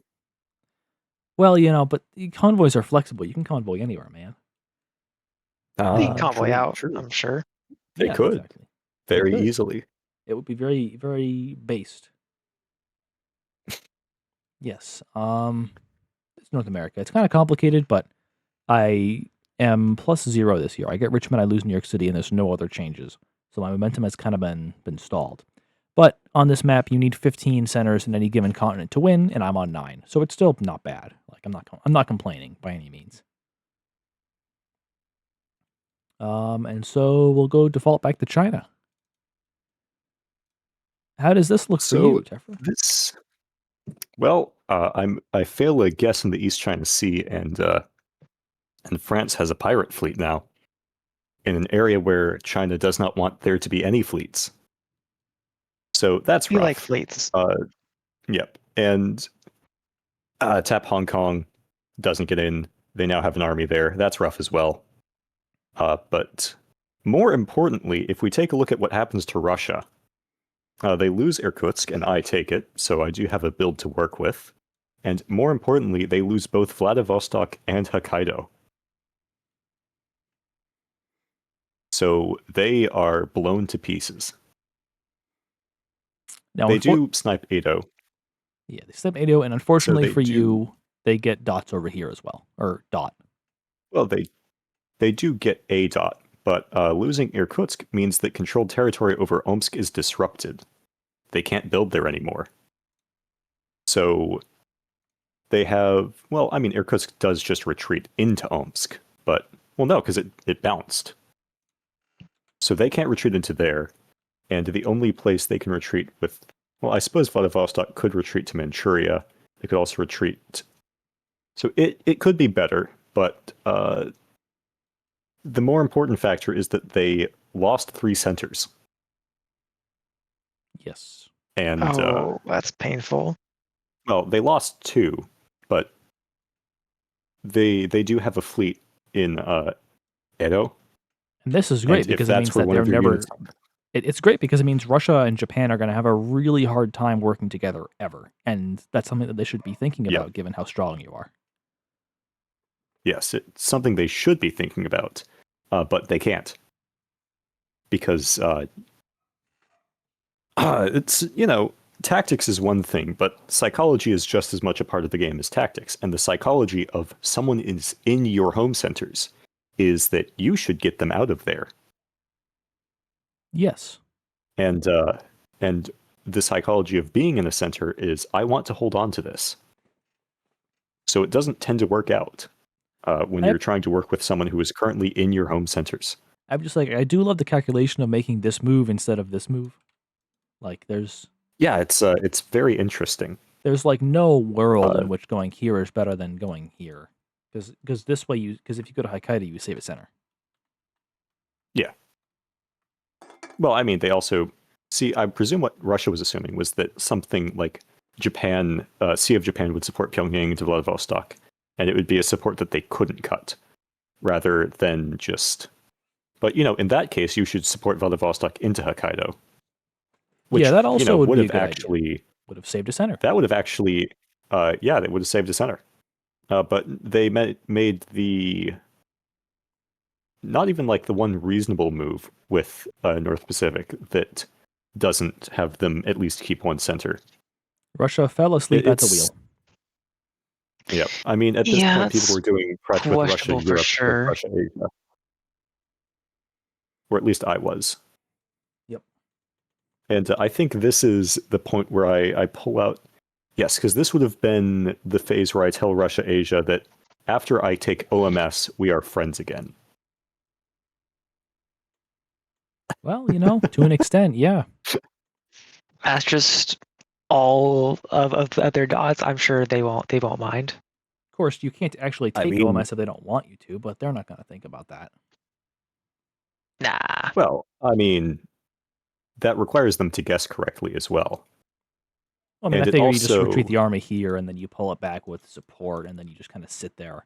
And for you, getting 2 on Omsk takes a while, because you can Well, I mean, I just got 2 on Omsk. But then getting 3 he has on 2 on it now, right? Getting 3 he has takes the one in the Urk. Yeah. Getting 3 takes a while, because the army starts here, and then you pull it back like this, and China needs to get into Kazakhstan and Turkestan and Irkutsk to have a chance.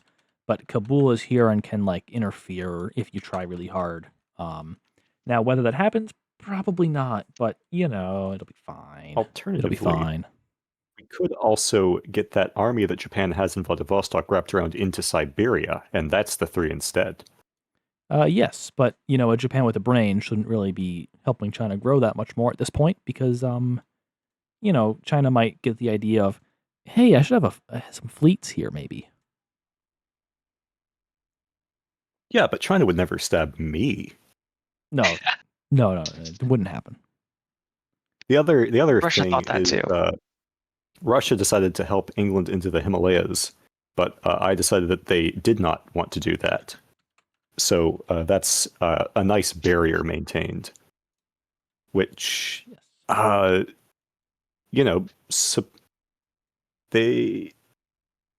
questionable choice to hold Kabul instead of just guaranteeing that you take the Himalayas. That's all I'll say.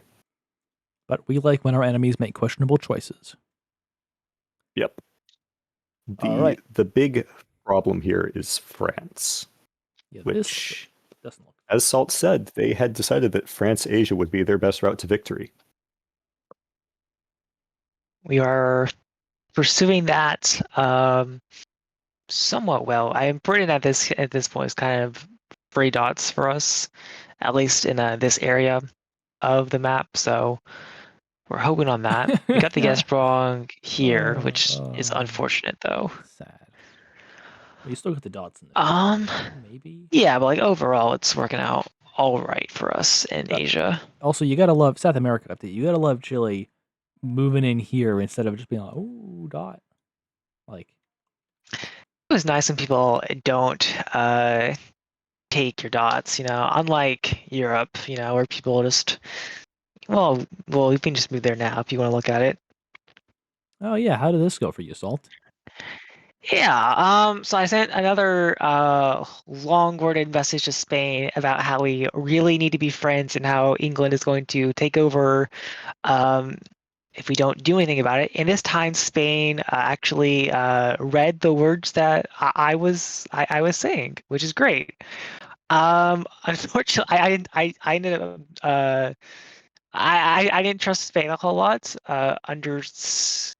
Understandably, so I didn't bounce England again in Africa because I wanted to build. But Spain does dot Britain here, which is really nice to see. And so now, like, if this keeps going, we might actually have somewhat of a chance here. Great to hear. Yeah. So I am cautiously optimistic that I can like get Spain's help. Like they're helping me up in Algeria too against the Italians. So I don't get dotted there either, which is really nice. And if Spain can just like keep supporting me against the existential threats on this map, then I'm actually in like somewhat good shape here. And Switzerland gets taken, unfortunately. I could have actually held that if that was in dot. Italy didn't end up going for Marseille, so I ended up blocking that. Other than that, no real progress ends up being made up in Europe. Same old, same old. Yeah. But Austria does get attacked by Prussia here. So Do they?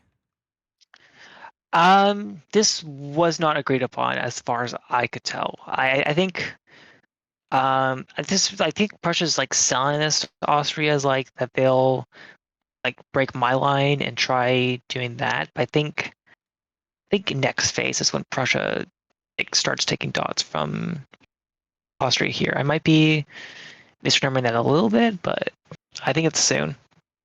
I'm sure taking dots from Austria while France is like this is a very good decision. Couldn't go bad at all. No, of course not. All right. Well, we are on to builds. I don't have any builds. Very sad. This is before builds. I Chaos. grabbed another fleet up in Europe. Okay, so let's. Oh well, no, that was there before. This is after builds. See? Oh no, that fleet was always there. Never mind. Yeah, I think we just built in the Far East.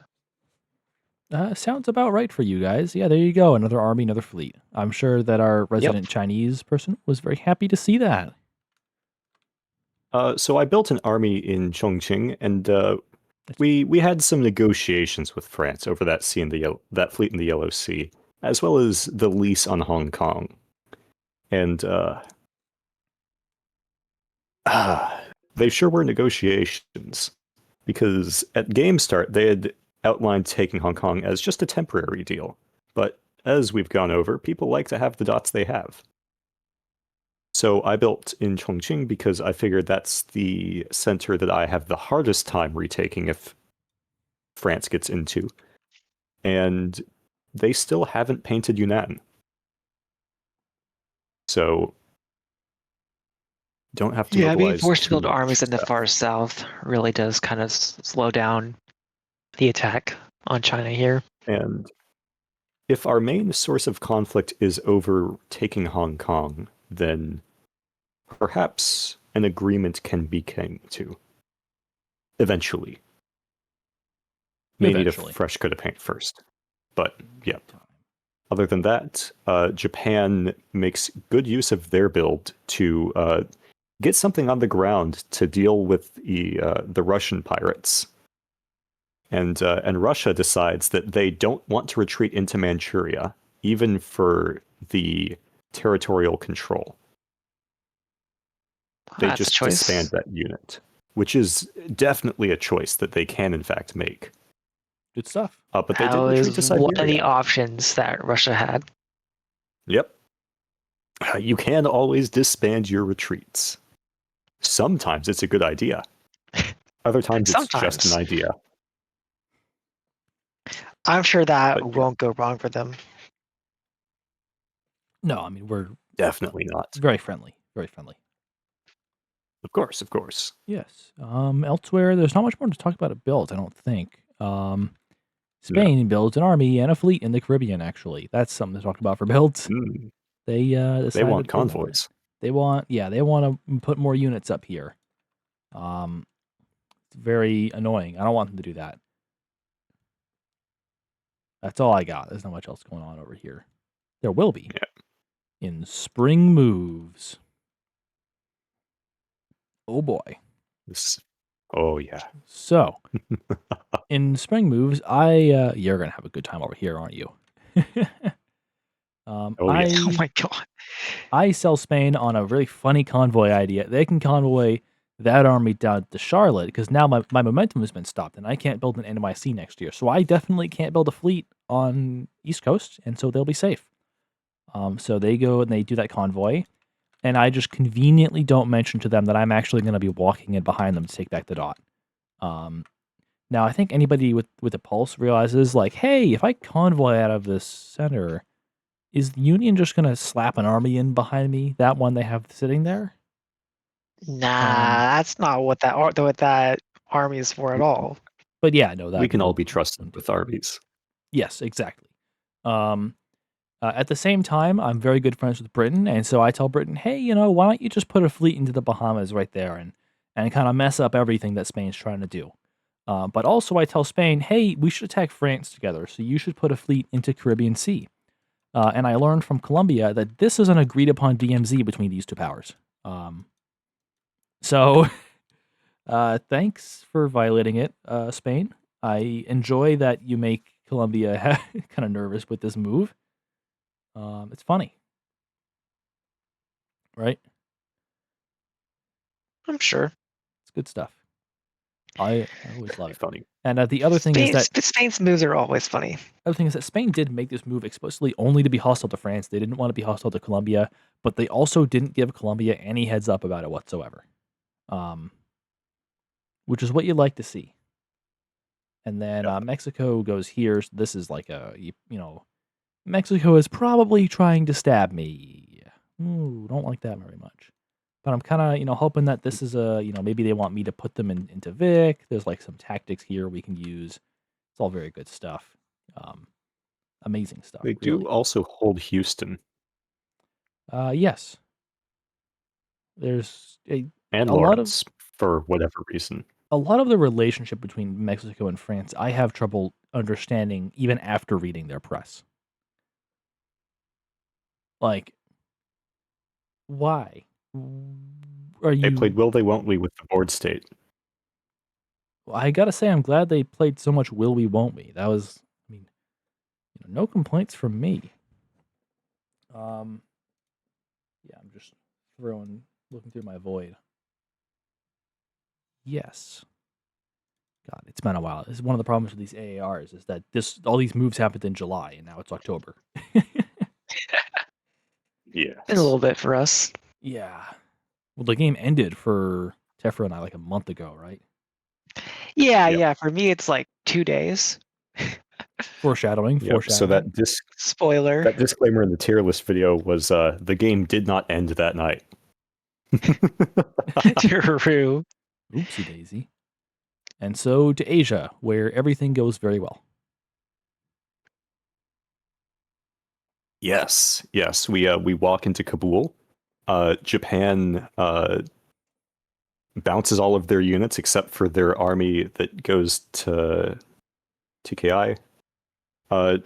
There is one thing that doesn't go too well, and that is France sails into an open center. But there's now a army in Inner Mongolia, a fleet in the Yellow China Sea, and this is where we negotiate something with France, where in exchange for agreeing to the prior DMZ, where we just don't walk into the Yunnan, and I say, all right, your lease on Hong Kong no longer expires.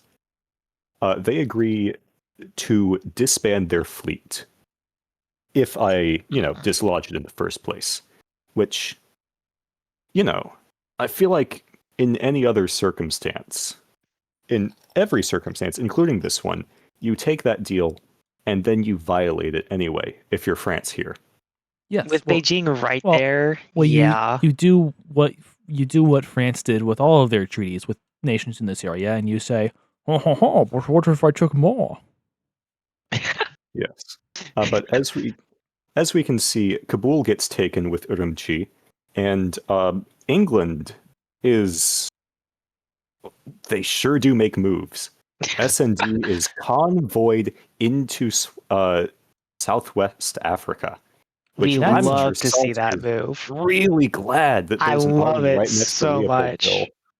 It's so And amazing. Calcutta decides to bounce over Burma with Siam, which means that Kabul now goes into S&D with its retreat, if they don't disband it. And the more curious one is Japan Asia doesn't buy that I'm not going to attack them any further after I take OMS. But Russia Asia doesn't buy that. Russia Europe, however, does. I go to the Russia Europe player and I say, hey, I just want the Asia board. I'm not going to walk into Moscow. You should leave OMS undefended. Just ignore the fact that you share builds. And they support themselves into the Caucasus. Frankly, I've been talking to the Russians, and the Russians are on the verge of a second civil war. And so I called up the Russian leader and I said, if you let me execute your general, there will not be a civil war. You can have peace in our time. And Vladimir Putin was a very big fan of that idea, and so the heads were rolling. Yeah. And they kept on so rolling. Now if we look at the strength bordering OMS, it's 2 China to 1 Russia. And if we look at Siberia as well, I mentioned, Japan could move to Siberia, and that's how we get 3 strength into OMS, assuming reasonable Russian play. And as you can see, Japan was moving to Siberia, which... Oh my god! And Russia is getting. Oh god! I'm shocked Japan thinks that they're getting any dots at all from this here. What do you mean? I gave them 2 dots already. It's only natural they should help me get my second from our deal. That's how alliances work. You always fulfill both ends of the deal once your part is fulfilled. Yes, listen, it would be a really really big betrayal of Chinese trust to make moves like this, where you just take all of the dots and don't let them have anything. That would be a betrayal of trust. Oh yeah. And betraying someone's trust. Or moving into Manchuria instead. And just walking into the middle of Asia where they have no units and it's completely open. That would, but the Japanese would never invade China. That would be mean. No, they would never invade Japan China. And China, best friends forever. Yeah, best friends. There's never been any tension there. The Rising Sun and the Chrysanthemum Throne and the Middle Kingdom have always been the best of friends. Yes, there's no history of bloodshed there. Absolutely not. So, yeah, Russia is cooked. The England player is... they're sure making moves. If we look at... So, France and England bounced over Batavia. And I would come to find out that this was an arranged bounce between the 2 of them. Which is... Why? It's something. What? It's something, all right. So, Salt... as the king of France, or I guess as the emperor of France, were you aware that your generals were deciding to coordinate bounces with England while you were fighting for your life in Europe? I was not. No, I was pretty confident that we all agreed that Britain needs to die. I gotta say, this is actually good for you. I think your general making this a coordinated bounce is good. The fact that England did this convoy shenanigan BS instead of just taking a dot is insane to me. There's a dot. Yeah. Right there. Do you see it? Do you see it? Any reasonable world, right there. Spain, it's a dot. See it? Right there. In a reasonable world, Spain sees that England is clearly attacking them and decides that Britain needs to die for Spain to have a good game as well here, right? I'm sure we can all agree on that. Look at where they moved their unit in Papua. They move it over to go attack Brisbane, where England cannot mobilize any units to get onto it. It just so happens that they coincided with Batavia moving to Malaysia and Malaysia moving to Palawan. Yeah. I love the fleets moving north against us here. Just amazing. Yep.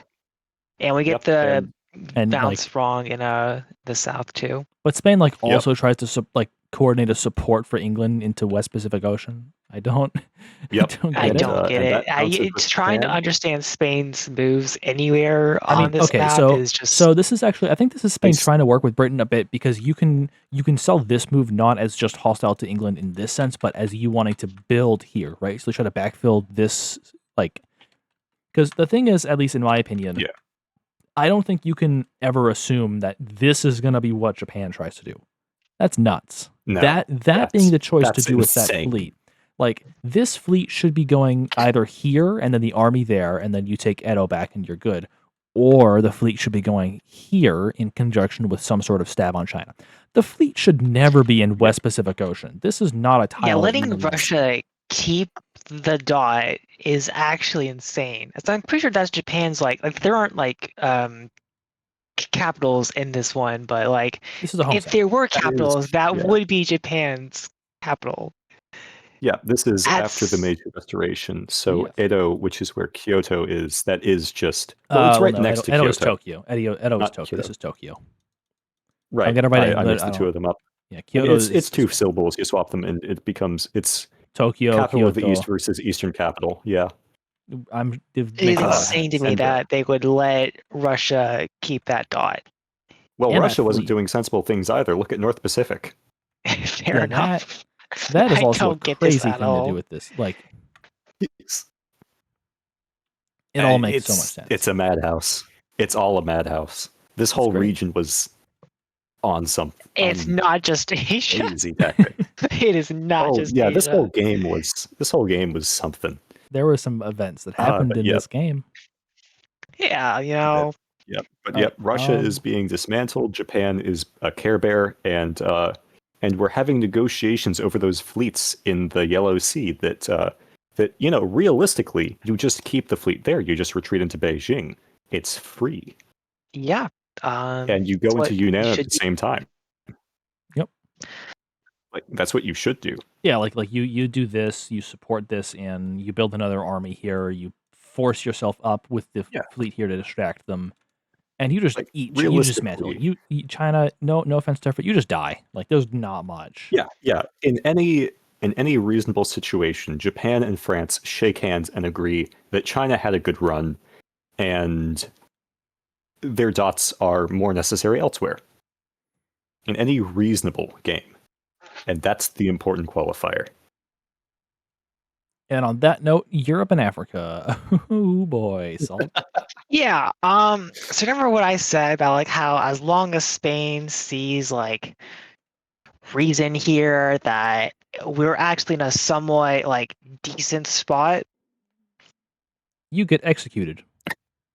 Yeah. So like the thing that I failed to realize about Spain is that you can send like all like the paragraphs and text walls you want about how we really need to coordinate here or England will just kill both of us and that I'm next and like if England kills E then like Spain is the natural next target here and like Spain you send all those things to Spain will read it through, Spain will agree with you'll coordinate all these moves and Spain will say the plan looks good, that they've got the orders in and like everything is all set and then you get home after a long day of work and then you see the map and you're like you feel pretty good about it. Spain like agreed to everything it's like it should be fine. And then you see this. And what I failed to realize is like, despite Spain agreeing to everything, that only means there's like a 50-50 shot that Spain will actually do what Spain said that they would do. There is still like, from what I'm hearing from Spain's apologies, there is still like next to no press between them and Britain. So I am losing the press war to somebody who is not doing press. That's a good sign. And if that doesn't feel bad, then I don't know what does. So yeah, this is pretty unfortunate, as I'd like to call it. If you see the move up in North Africa with the Mogadishu, This is, you mean North Africa. That's Spain not what we justified this as, I thought you would be able to retreat somewhere and take a different dot in fall. I don't know what board Spain saw here. Well, as we all know, the Sahara is an ocean, so you can retreat the fleet in there. Yeah. I mean, that's a dot too, so it's fine. Not only does Spain take my dots, they also do so in a way that like completely cripples me against the Italians here. So that was really fun to deal with, actually. They tapped Marseille, or not Marseille, Corsica, like I asked them to, and they didn't stab me. Then I actually would have like kept almost everything here. But instead I lose like 4 dots. So that felt really good. Good time. Ottomans are still trying to attack me over in Madagascar for no reason here. I'm sure Britain won't just like. Well, no, they're not. They're just supporting Britain. They're not even trying. I don't even know what Ottomans get from this here. But if they just do this, then they just get. That's just a free dot. Yeah, Ottomans are just also all in on helping Britain win the game by any means possible here. I'm not. I have no idea what's going through their head here. England's a good guy. Trust them. I try to make peace with Prussia this phase as well, and I that didn't work out either. So things are just going really, really well here, actually. Yeah. Yeah. Yeah. It's just another great day in France right now. No complaints. I'm glad that all of our plans are going along so well here. Yes. Yeah, South America update. Perfectly well. Like, I don't know what is happening here. South America update. Hoorah. Brazil Colombia is not defending themselves from Colombia. Well, they don't have to, really. I think they could try. For whatever reason, Peru doesn't take the support into the center and instead supports themselves into a non-center and lets Brazil get into their backlines. Brazil, yeah, it's odd. Brazil that also doesn't support hold. Yeah, I'm surprised that the dot in the middle of Brazil and Argentina there hasn't been taken at all so far. Which one? Oh, this one? Yeah. Well, these guys, they're best friends. They would never do that. Usually you see that like somebody get it, though. I'm not sure how that's managed to stay neutral. Hell if I know, because I don't. And Brazil helps our good friend Britain, just to win even more in Africa here. Yes. Hold on a moment. We do have a hot fix. It turns out that we made a mistake that the GM actually made this phase over in Asia. There was a edit to moves over there that is not represented on the map, where Irkutsk actually supported Vladivostok into Siberia, which means that in the next moves phase, Japan is in Siberia, which does mean that there is now 3 strength on OMS and no Japanese unit in Vladivostok. And the Japanese army on the mainland is all the way in Siberia. Famously, Siberia, a good place to put big armies. Yeah. A very good place for an army, especially when you are Japan. Famously a land-based army power. All right. Well, I guess we're going to go into fall now because we kind of covered everything else, I think. Oh yeah, Austria attacking Italy. Like they support them in, but take the I don't know. And they just walk out of like what the. I mean, I guess the idea was you thought Ottomans were going to do this, so you bounced them, but yeah, I don't know. Yeah, it's a whole mess in Europe here, honestly. Like better tactics. Oh well, tactics are hard. Unless you're me, in which case tactics are great, and you get your enemies to convoy out of your centers. Ooh, fall. I would hope. Well, this is where North America gets interesting, because France and Mexico finally realized the problem for certain, and so France convoys an army into Mississippi behind me, with support from Houston, which is very fun. Now I am not blind to like the idea that these two might like this move from Mexico kind of tipped me off a little bit. It's kind of suspicious they go there instead of just like getting support from here or something like that, right? Um, and the lack of a full blown war in Mexico is also kind of suspicious, but you can sell it a few different ways. So that's going to be fun. There's going to be a French army here next phase. Luckily, everything else is going really well for me. I get New York City. I just stay on that. I honor my agreements with my good ally Spain by kicking them out of the center that I promised them from the start of the game. Of course. Well, I mean, sometimes you got to break your deals. Sometimes you just gotta do it to them. I need dots, and I like dots. They did take yours. Yeah, exactly. I'm returning the favor, really.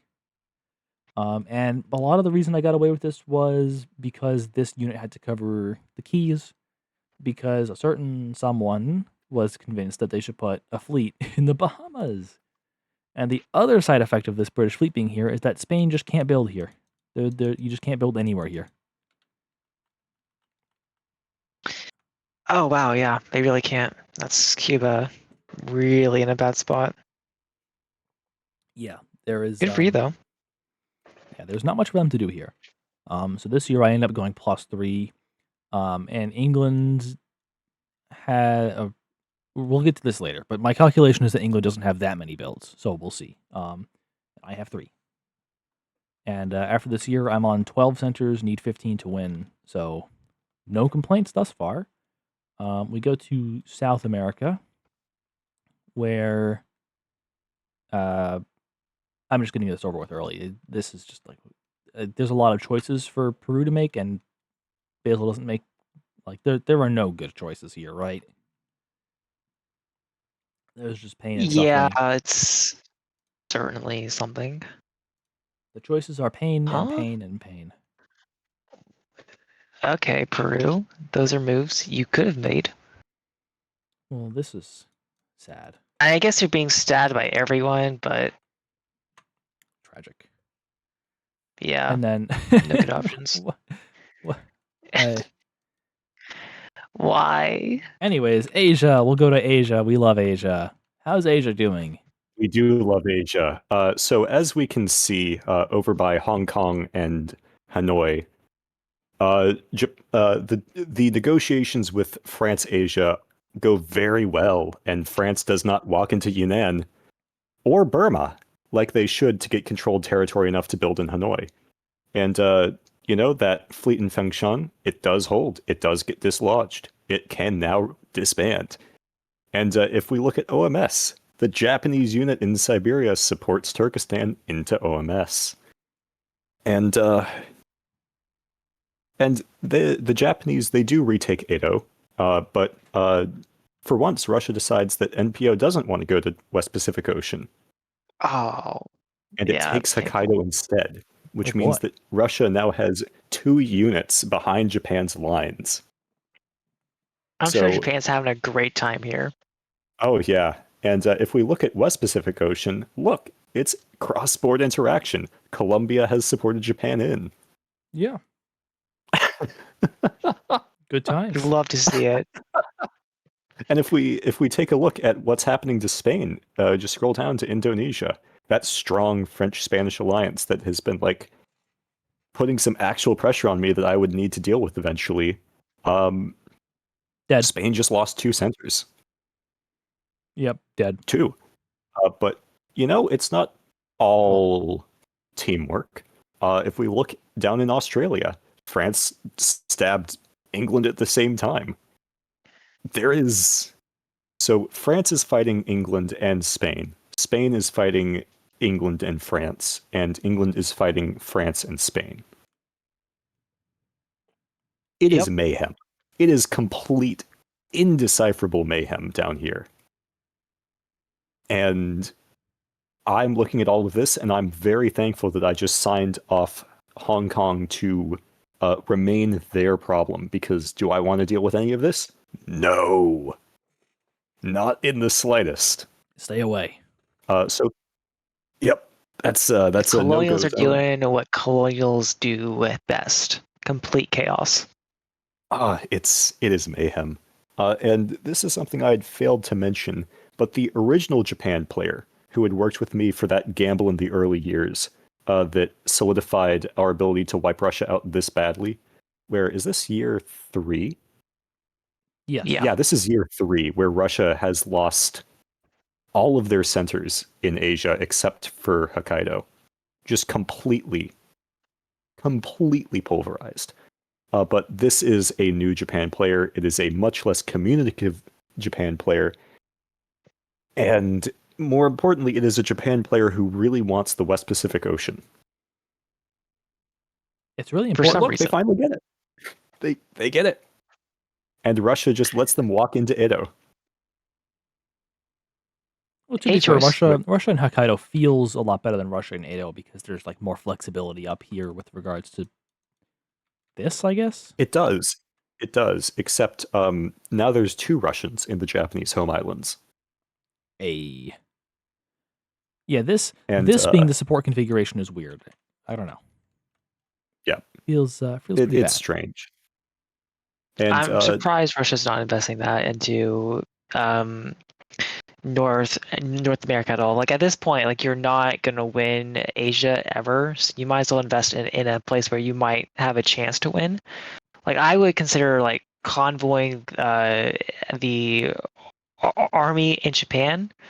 I guess you can't convoy yet, but like you can support that up to Hokkaido and then convoy it next turn, and then you can have an extra unit for North America here. Yeah. And maybe swing something there. Speaking of Russia in Asia, if we remember last phase, they were working with England. And they were pretty good. If they had kept that going, they might have... Well, last year they were working with England. Yeah. And then England made some terrorism moves down with the Indian Ocean fleet.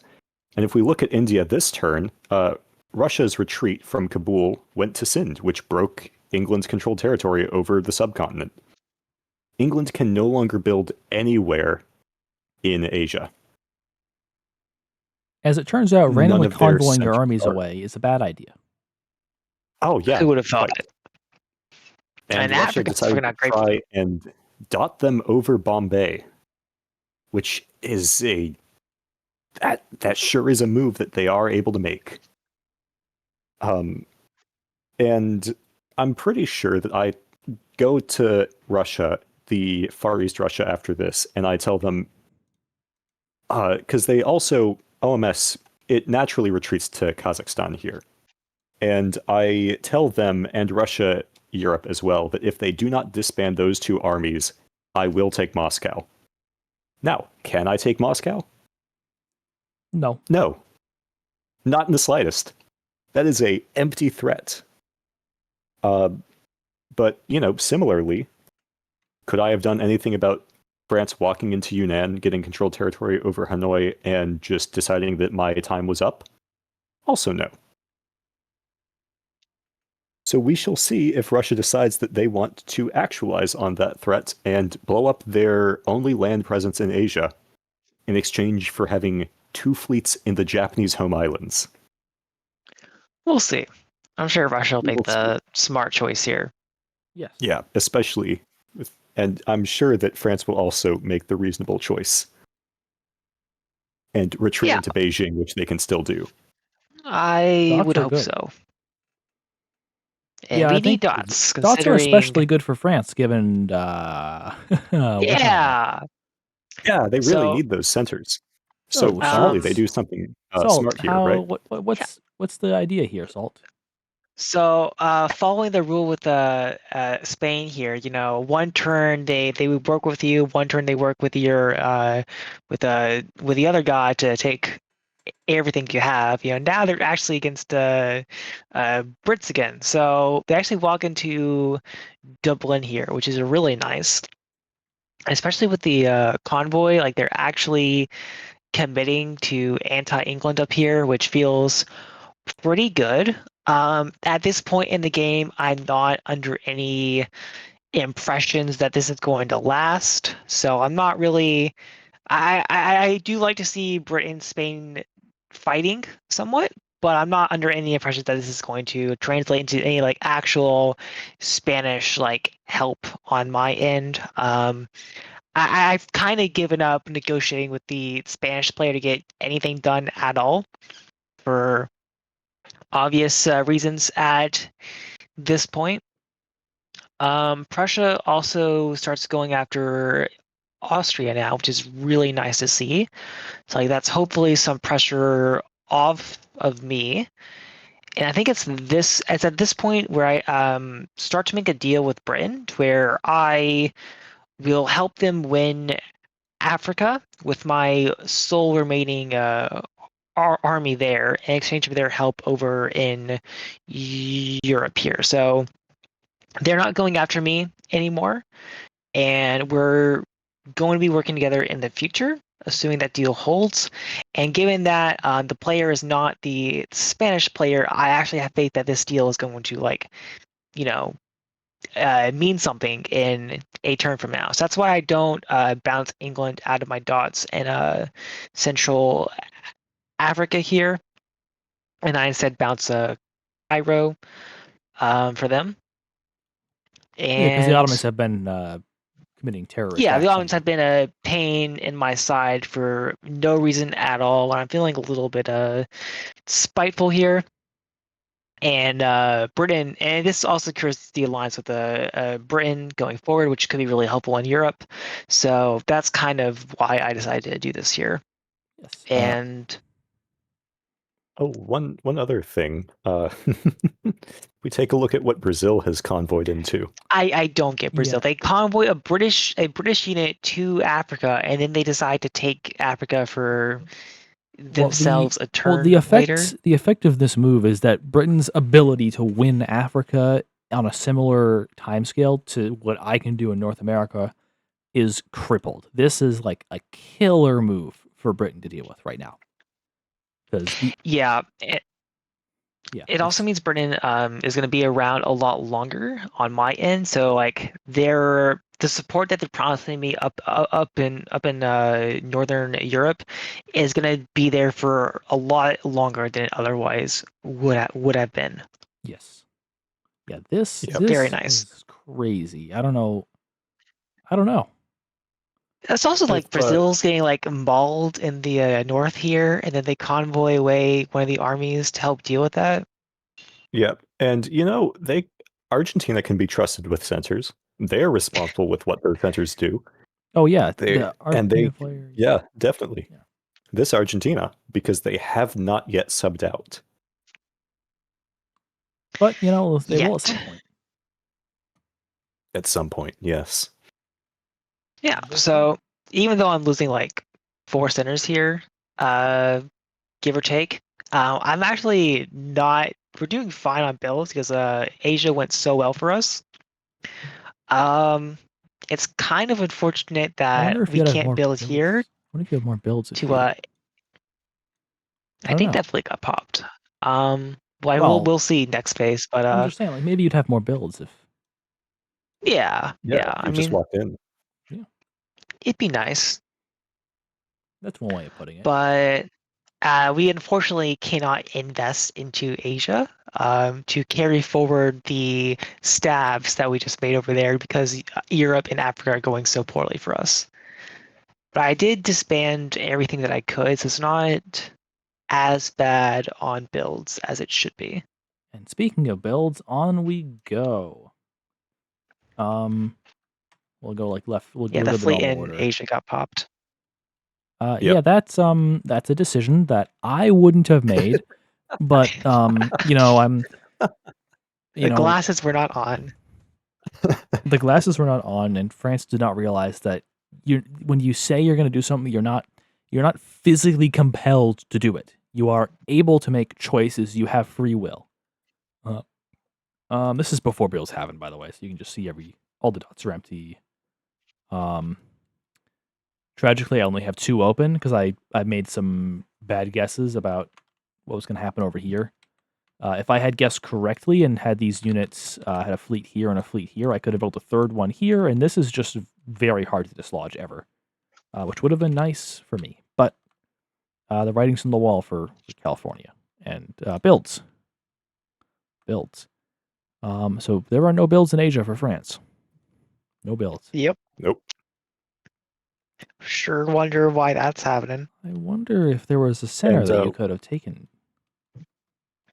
And not only that, but this is where we have the first Chinese-controlled territory in Urumqi over in Oh yeah, what I just got because we painted Kabul.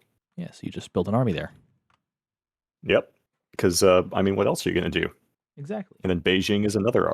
Wasn't Beijing. It was Zhongjiang. Or is it? I forget. No, it's right. Xinjiang is ZHE. But yeah, that's another army. Because I mean, we've got all the fleets we need. Surely Japan can be can feel safe and secure with what is that?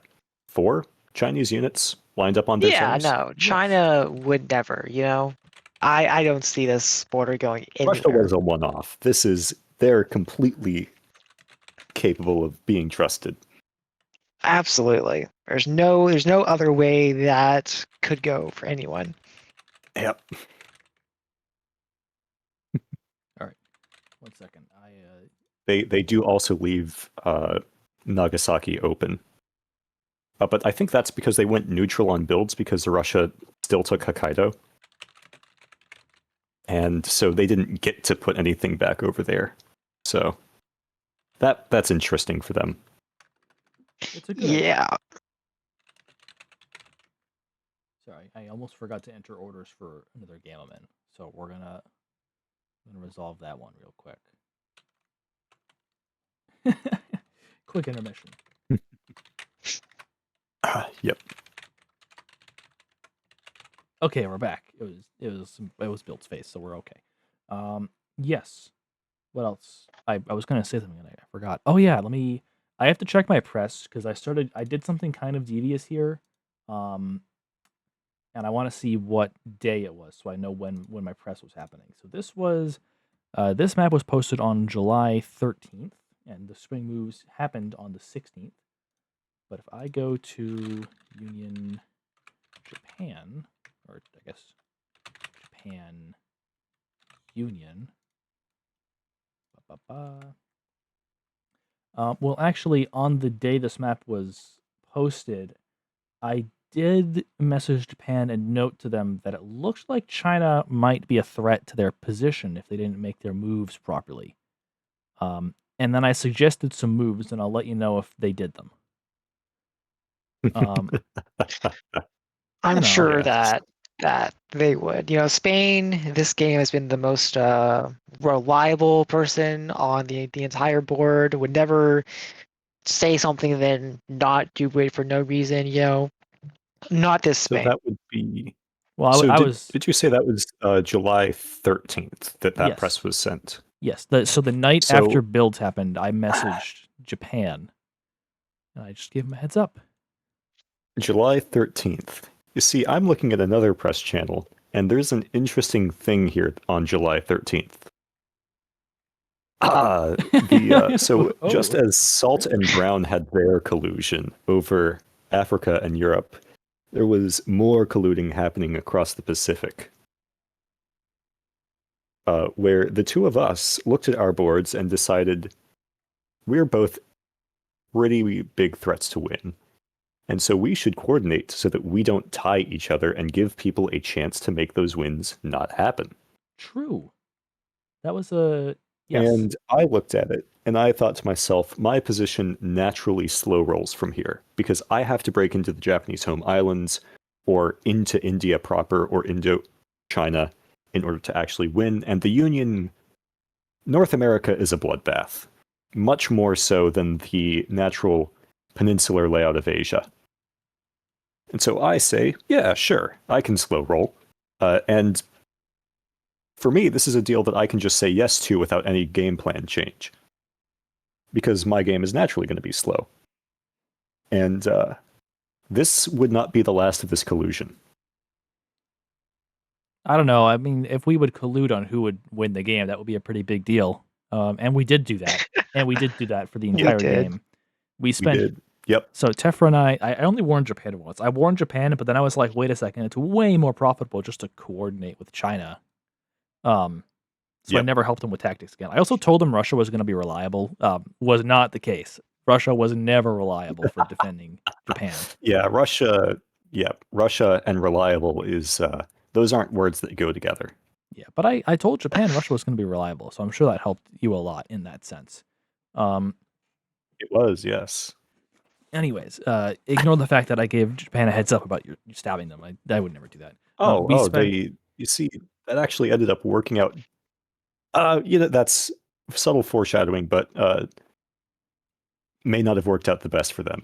Well, I will say they also got a warning from Colombia, so it's not like I was the only person. It's not like it wouldn't have happened. Yeah, you weren't the unfortunately. only one, but yes, this is also where. Oh, right, because Russia was reliable here, actually. You remember that deal I had cut with them where once I take OMS, we're totally friends now? Oh yeah, best friends. Yep, best friends. And their fleets are all the way over there. Yep. So Russia was reliable. Just. Oh, man. Not for Japan. At least Russia won't be around for too much longer, ideally. Oh, that's what you would think. That's what we would That is hope. what That would be you logical. would hope. Yes. For Japan. But yeah, for the rest of this game, basically every single year, Tephra and I are messaging each other and like, okay, how many centers can you get to this year? How many can you get to this year? And we figure out who's more likely to get to 15, and it's almost always me, which I'm happy with. Yeah. And then we decide like, okay, well, most of the time at Tephra is like, okay, well, I'll just cap myself at 14, and we'll see. Yeah. And I say that knowing Yeah. full well that I can't get over 14 anyway without some absurd tactical blunder on the part of Other players. Yeah, other players. Yeah. For now. They're not And over coordinated in yet. France, we're at a cool 2 centers, I think. No, that's 3 Yeah. centers. See? Oh yeah, three. We have 3. We're At doing 5 great. units. We have Karakum. We in are Africa getting as well. there. Khartoum. Yes. Okay, so my builds happen to be armies on the English border. That's a coincidence. That's not an indication of my plans in the next phase. And it's You would never. definitely. It also has nothing to do with the fact that England didn't build any units in North America at all. That has nothing to do with it. Okay. Because I am a Entirely trustworthy. coincidental.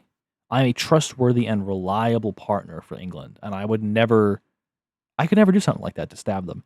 Although the ability of me to like stab them is slightly blunted by the fact that the one unit the CSA keeps is the East Coast fleet. That's kind of annoying, but not that relevant.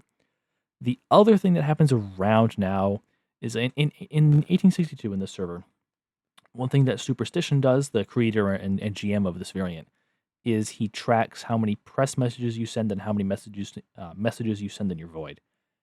And whoever sends the most gets a role called the One. And the One has access to a channel called Highlander Monologue. And at the time, keyword at the time, the person with access to that channel could use that channel to open the stat bot. And the stat bot on the server could see how many messages were being sent by any player total and in any channel on the server. You could see how many messages had been sent in the past day, in the past week, and in the past month. In any server, in any channel, and by any player. And I conveniently got access to that channel around this time. But that's not going to be relevant until spring. But we can talk about it then. It's a balanced thing, right, guys? We agree it's pretty balanced. Yeah, that sounds just a little bit broken to me. I'm sure that you would never abuse that, though. Yeah. I'm a trustworthy and reliable actor. I saw the word monologue in my mind locked in on, I should put monologuing in here. So there's some other stuff in that channel other than just cheatery. True. But crucially, crucially, this is a role that changes hands regularly, Well, it should. and you Normally have to it does. you have to talk the most to Always. keep it. Yes. You And have to. that is, Yeah, you have to talk the most it updates every like 2 hours. At this point, it was updating every like 2 hours, I think. So you really, if you wanted to keep this, and it's good to have, then you'd have to consistently talk a lot. Yeah. And we'll see if that happens. If anyone can talk a lot, I would definitely never abuse that power. Elsewhere, we have that's about it. There's not much else to talk about really. Prussia did the Anschluss, but doesn't have any units around to support it. So, good luck. Yeah, but it's also they're attacking ego, so it might go pretty well for them. Yeah, it Warsaw might. is still untaken. Yeah, that is funny. I feel like at any point Prussia could have made peace with Russia by just moving down here and giving up on Stockholm. Yeah. Yep. And instead Prussia they saw a dot. Prussia does look pretty good here. Like in Europe, they're like second best, I think. Maybe. Italy is in slightly better of a spot, I think. But I feel like Austria doing just kind of surprisingly ints well, you, yeah. Austria kind of ints you like this, right? I mean, if Austria they does should. smart moves, yeah, but it's ego. It is, so. however, ego. So we'll see. But yeah, I think Prussia wins this pretty cleanly. So you say. Should. Prussia should win this pretty cleanly. Spring we can see moves, right now. folks. Oh, what happens? We'll start with Europe this time to be different. Hey, we can look at that. Prussia does go for it, but they do make peace with the Russians, though. So that's nice. I also made peace with Prussia this turn. I'm stabbing Spain, and I'm doing that with the Italians as well. So I made peace with everyone I could, and I'm not at war with all of my neighbors anymore, which is really nice. Wow. It's just Spain. And I don't feel bad about this at all. I think Spain had this coming from like a mile away. Salt, it looks almost to me like the Spanish decided, or not the Spanish, it looks almost to me like every neighbor of Spain decided they were done with Spain's bullshit. I really wonder why. I just only if like Spain stuck to the deals they were making for more than a turn after they were made, just didn't like randomly dot people. Maybe things would have gone slightly different from them. But like, I don't know why you'd want them to do that. If you notice, the Italians and Britain are coordinating against Spain. If only somebody warned them that that would happen after the French dots were all gone in the area. If only somebody said something about that. No, that's one weird. exception to everyone attacking Spain, and that is if we look a little bit south at what the South Atlantic Ocean Fleet is doing, Brazil has decided that they should help the Spanish. Yeah. And let's pan a little bit over to the west and look at Brazil's centers, and ooh. I'm sure I'm sure Brazil is going to be fine. Yeah, they'll live. They have a unit in Africa. Wound. They have a unit in Africa. They will live. Yep. Yeah. It is nice to turn things around a little bit. People are kind of backing off a little bit. I promised the Italians that I will note that by this point, the original Argentina player had indeed subbed out. This is a new player who we'll get to know later in the game for no particular reason at all. Yes, this Argentine player. They do play the game, and they are a player who plays in it. They are, in fact, a player. That's probably it for me, though. Do you want to go to North America? Yeah. So North America, I kind of have a heads up that there's going to be some shenanigans here, and then I might have trouble. But I try some like this combination of moves because I assume that Russia is going to like support them in, or I forget what my tactical assumption is here. I think actually what I did was I tried to make a deal with Mexico where I give them Portland in exchange for them putting me up here, right? And then they'll support themselves into California. And take San Francisco in the fall, right? So I have this kind of lone dot up here. They can take it any time, but they get better progress north. But they decide I'm too big of a threat to be trusted with even one dot in the West, which I mean, fair. You only have like how many now? I only started this year with 12. That's not that many. Only 12. Only 12. And so that's how they go for it and whatever they stab me. And this means the west coast of my country is dead permanently. I will never have anything to keep over here again. And that's just life Yeah. sometimes. Sometimes it be like that. Meanwhile, what happens is there's a little bit. So like I stab England. This is just super obvious. I have nothing better to do with these units than send them north.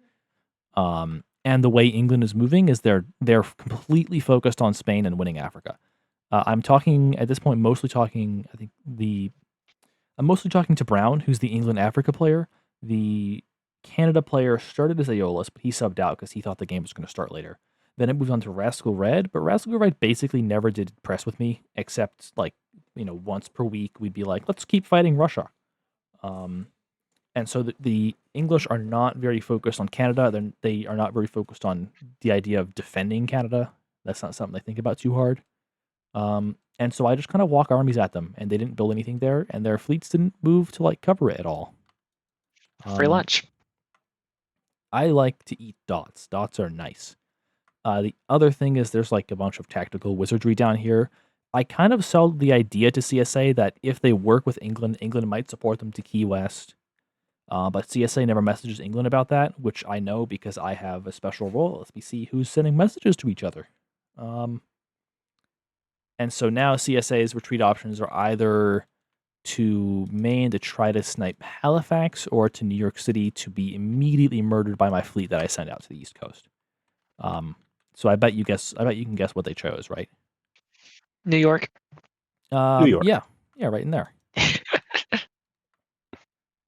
Yep. I'm sure it's for the spite, as always.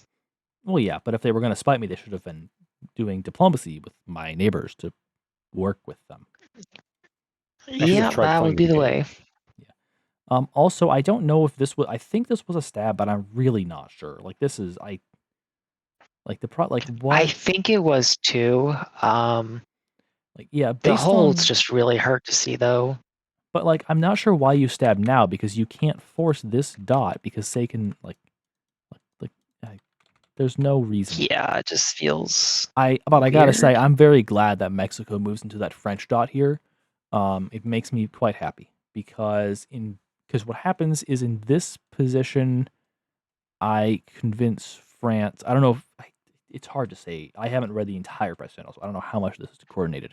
But I think I convinced France to retreat this unit west to Houston rather than east to Florida. If it goes east to Florida, then I have to deal with this annoying unit right here. I can't really get into Atlanta ever. Life is pain, and pain is bad. But they tend to go west, and so that's very good for me. The other thing I'll say here is that I told Spain that they could just walk into Atlanta, and that we could be chill, and that I wasn't going to go for it. And they tried to take French support into Montgomery, which isn't a surprise because I haven't told them truth that much this game, but I was telling the truth here. I'm a good boy. I tell the truth. I guess they just didn't want dots. Dots well, no, they did. They did go for it. But that French unit was obviously getting tapped, so. Yeah, I mean, this French unit's always getting tapped somehow. Yeah. No question. The annoying thing is that France supports themselves out to Spain here, and Spain doesn't get this move to succeed because CSA cuts Key West like I told them to. So Spain has a retreat here into either New Orleans or they could retreat down here. And so I do a bunch of press with Spain, and Spain tells me they're going to retreat down to the Bay of Campeche. I'll let you decide whether or not Spain actually follows through in what they say. There's a pattern. It would always. There might be a pattern here between how the different Spains and different continents react, but I'll let you guys figure out what that pattern is. Yes. Yes. That's B. Let's see, Asia. Oh, would you look at that? Yeah, China so I stabbed Japan. Huh. And crazy how that works. Also, Russia is fighting Japan. And if you look at Siberia, that's a forced disband. Yep. It's blown up. And if you look at Pyongyang, it's their fleet is now in Hanseong. Interesting. They Prime position to be blown up next phase. Yep. That's really clean. It's very clean. And if we look over into India now, the Himalayas are no longer garrisoned. And we do also have an arranged bounce with France over Yunnan, which combined that with Hanoi moving to Siam instead of, into Burma, where they might be able to snipe Calcutta or, being convoyed out. France has decided that they don't want to play nice with Spain. But also looking, a bit further south, Spain is now working with England against France. And France has 3 centers in this area, and all 3 of them just got walked into. Yep, that area is just completely dead now. This is kind of what turns the Far East into like a playable position for France into doomed. Well, There's just no I way think France can really win I think here we see the anymore. classic downside here of never building a unit in an area is that eventually someone's just going to walk into all your centers and you're dead. Yeah, Yep. yeah. And it is like partially my fault in how poorly Africa went for us on why we don't have builds, but Well, you couldn't build we here did if you just wanted to never anyways. get control territory up in the south here to begin with. But hey, you got a convoy off into KUC. True. It's just a shame that no one covered the Gulf of Thailand. Yep. I'm sure that won't bite us. Wow. Not at all. No. Not at all. Spain would never. We've been such great friends this game. But yep, Japan has been. Oh neutered. Man, it sure is a situation for them. But hey, they're preparing to go take Hokkaido back. I'm rooting for them. They'll have 2 strength on it. Amazing. Just well, there's also now that Russian unit in I whatever this don't place. see what the name of that tile is, but yeah. Let's see. CHU, I want to say. CHU. Yep. So that's Russia with pressure on Kyoto, China with pressure on Nagasaki, and they have to use 2 strength to dislodge Hokkaido. And they're going to lose Vladivostok, they're losing Pyongyang. They probably don't keep Hanseong if they want to keep any of their other centers. This is a Japan position that is... I mean, if France's position is doomed, this Japan position is ultra doomed. Yeah, this is just not coming back ever. Yeah. No, this is... Well, that's what happens to Japan when you decide... Yeah. Yep. Good stuff. Yeah, they really wanted that West Pacific Ocean. Yeah. So, on that note, hey, Salt. Yeah. Oh, we already went over this, actually. I forgot. Yeah. It's started certainly going. Well, let's Yeah, we're coalitioning Spain now, and not let's me. glance at South America. So the funny thing about South America is that here I convince, until now, there had been a pretty good alliance between Chile and Argentina. But I decide here to convince Chile that they should actually stab Argentina and work with Peru. And so that's what they do. I will say Colombia did put this idea in my head, and I did it because I was like, no one down here is going to be a threat to me anyways, and it would be kind of funny if I got this to happen. That would be funny. And also because the biggest threat to me at this point down here is if, logically, is if Argentina can ascend to 15 centers. Because what they can do down here is they can put Chile into this center, but then stab them and take it. And all of Chile's units are away from, they're kind of away from their homeland right now. So if Argentina, plus these dots that they get, obviously, Argentina has 3 builds. If they build army, and they just walk them this way, they're going to get some dots. And they would have a chance at getting to 15 and being annoying in that sense, right? So that's also what factors in. It is a combination of, that would be really funny, and, well, it's actually kind of a good move. Yeah, So yeah, Argentina's getting pretty big here. yeah, I'm exactly. sure they might be a contender to win. Hey, Salt, I remember this move that your guy made. I like that one a lot, actually. I think we talked about the Colombia attack here, and I encouraged it a little bit. I have no idea why you would encourage that, because there's no way that ever ends well. But dots, and I like builds Yeah, for Europe. but you can't keep that center C because they have dot. two next. Well, we don't need to keep it if I just like put an extra build into like Paris or something, But Salt, this is C spring. dot. C dot. This is spring, Salt. The Emperor demands builds. Build in the middle of the year. A truly Napoleonic tactic of just saying we're gonna do the impossible. Maybe Colombia just like just doesn't like see it, and then just like lets it occur, and we're all happy. I distinctly This remember is Colombia the time complaining to frame. me in press about this. This is the But time dots are frame where it fun. is Napoleon III. Yeah, This is exactly. Yep, this is the new French Empire. So Very it is Napoleonic tactics. Exactly. That's what I'm saying. Just Salt is the other emperor. Napoleon.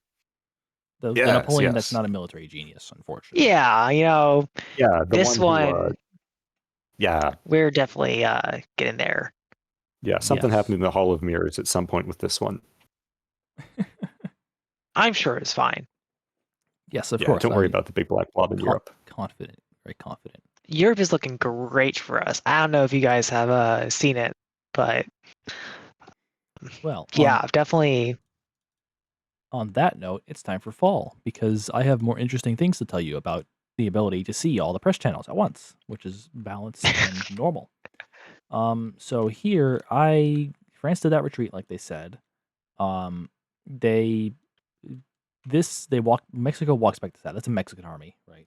They walk back to stab. Yeah. Everything else. And so normally in a game, I wouldn't have too much idea if this was going to happen or not. But also Spain retreated here, obviously. Come on. Were they ever going to do what they actually said and retreat this way and annoy France like this? No, but Spain. No, they just shouldn't have Spain. said it if they weren't going to do it. And for some reason, I get to walk into Atlanta. I forget how the press around here worked. I just don't question that I get free stuff anymore. It's good. And I get control territory on Charleston by occupying all of the centers around it that are not a neutral army, which I like. But I also, now that I've covered all of that, most of my tactics, you can see Canada, it's fine. I see so the way that some of this stuff works in 1862, every power has a propaganda channel where they can anonymously post messages for the board to see. And the idea is that you put a message in there and then you publish it and everyone else sees the message, but they don't know who the message is from. That's how it's normally supposed to work. Now, the stat bot that you get for sending the most messages to people just so happens to be able to see into every channel, including the propaganda channels.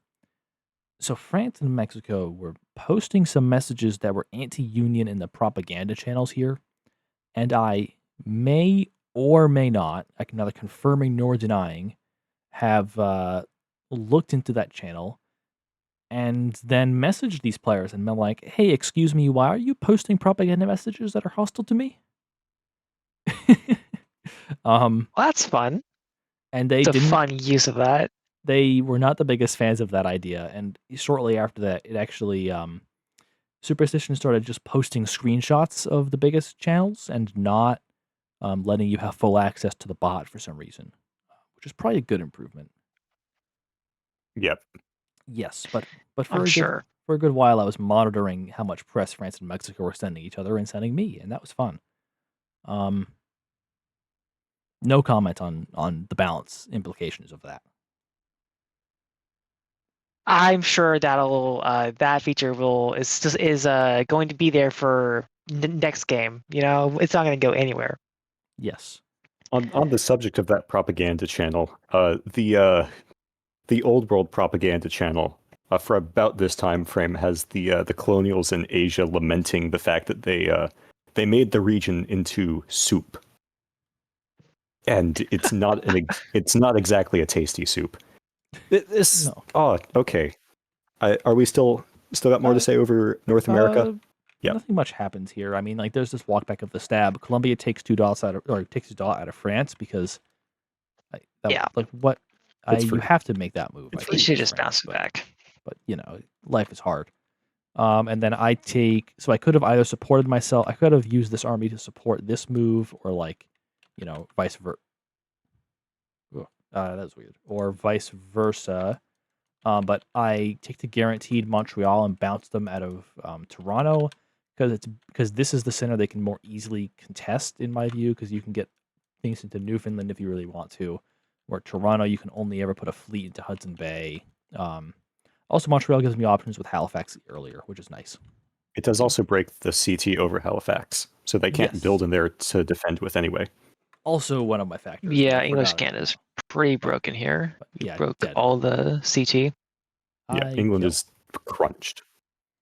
It's something that happens sometimes to England and Canada. They die.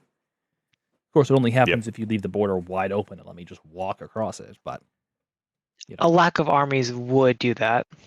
I would Who would never. have thought? I would never walk into open centers. Nah, Not me. not you. Not something I would do. So yes, that's North America. There's like all these tactics. The open. So basically, the count of centers at this point is I'm close to 15. It's like 1, 2, 3, 4, 5, 6, 7, 8, 9, 10, 11 centers here, right? Am I counting? Are the Western ones all gone? Oh yeah, Or- they're dead. Yeah, dead. Yeah. Okay. So there are 11 centers I have so far. If I want 15, I need Halifax for 12, Toronto for 13, Winnipeg for 14, and typically it'll be Lawrence for 15, right? So that's what I'm counting at this point. Every center up here is basically guaranteed with how England's acting. I'll just get it at some point, and there's not much they can do about it. The key question for me at this point is whether I can line up enough armies to take Lawrence.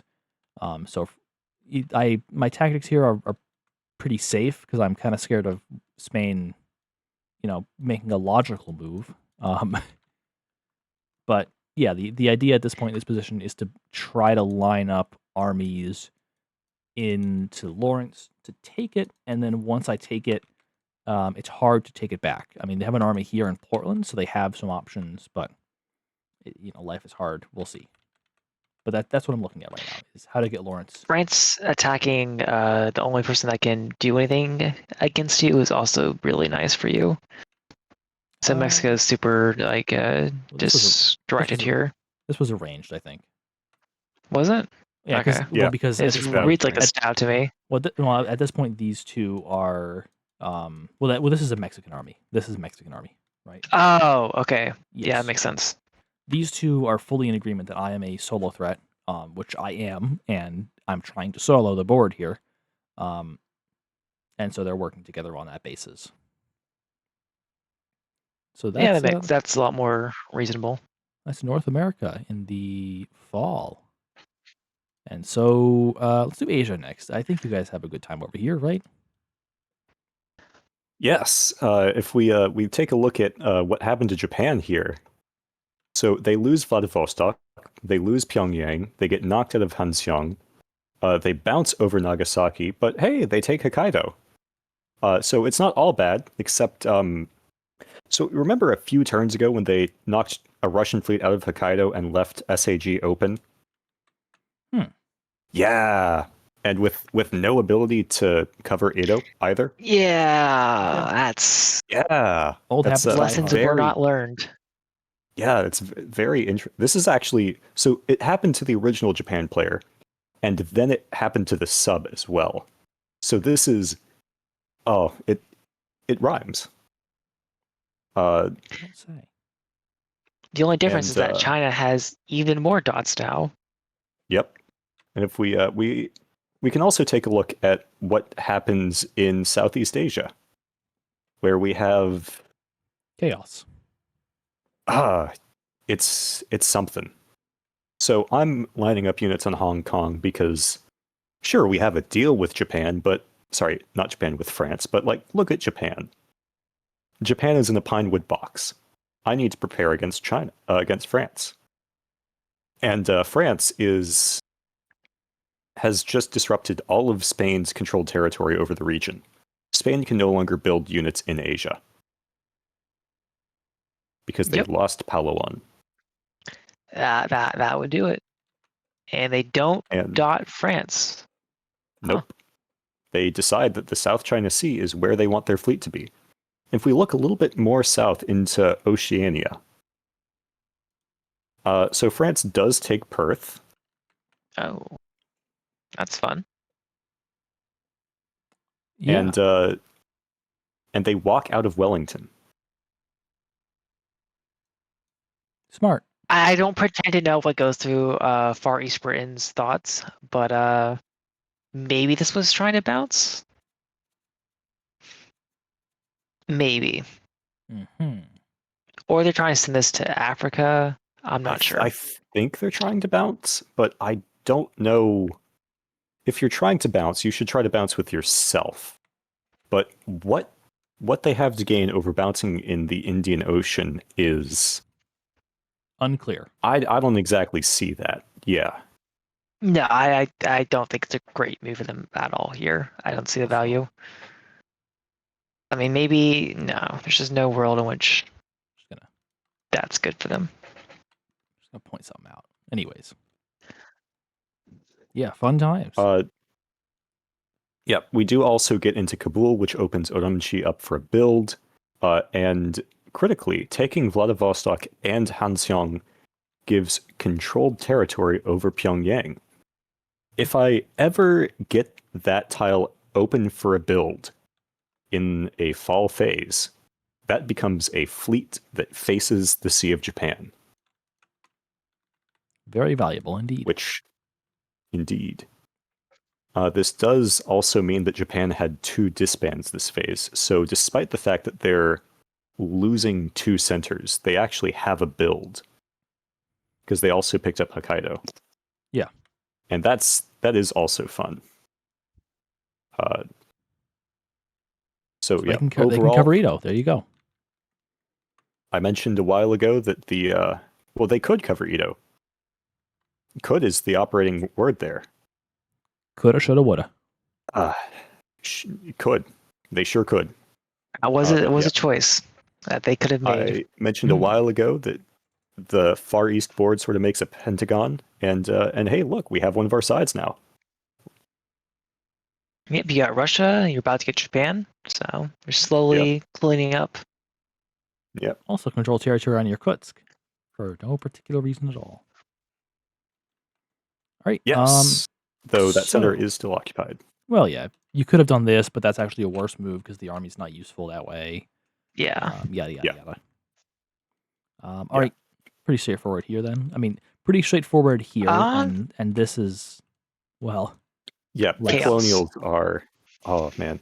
We'll just look at Europe this is slowly getting better though.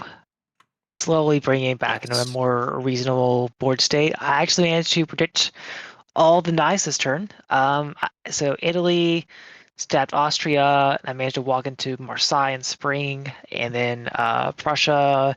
I managed to convince Prussia into Zurich with the support. I was pretty confident that would get tapped, but I needed Prussia to tap the Italian unit there, or not Prussia, Austria. So I promised support there just to get the tap off. And that worked out pretty well. And that allowed me to use Paris to support myself into Brussels instead of having to support Marseille. And that means that I get to bounce out Prussia from taking Brussels back. And I get to keep all of those dots. I get to get my home center in Marseille back. And then I managed to dot Spain for, I don't know what that one stands for. Yeah. So I managed to get that from them. Things are actually looking pretty good here.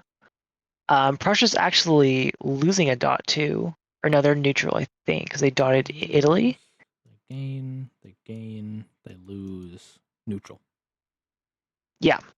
So Prussia and Prussia and Rome is really, really, really good here. Italy is having a lot of problems here. Austria convoyed into their back line, so Italy is too distracted with everything else to really deal with me taking Marseille back. So it's a pretty easy peace deal there, to where they'll leave me alone to deal with all of that, and we can kind of work together in Spain here for a little bit. That's working out pretty well.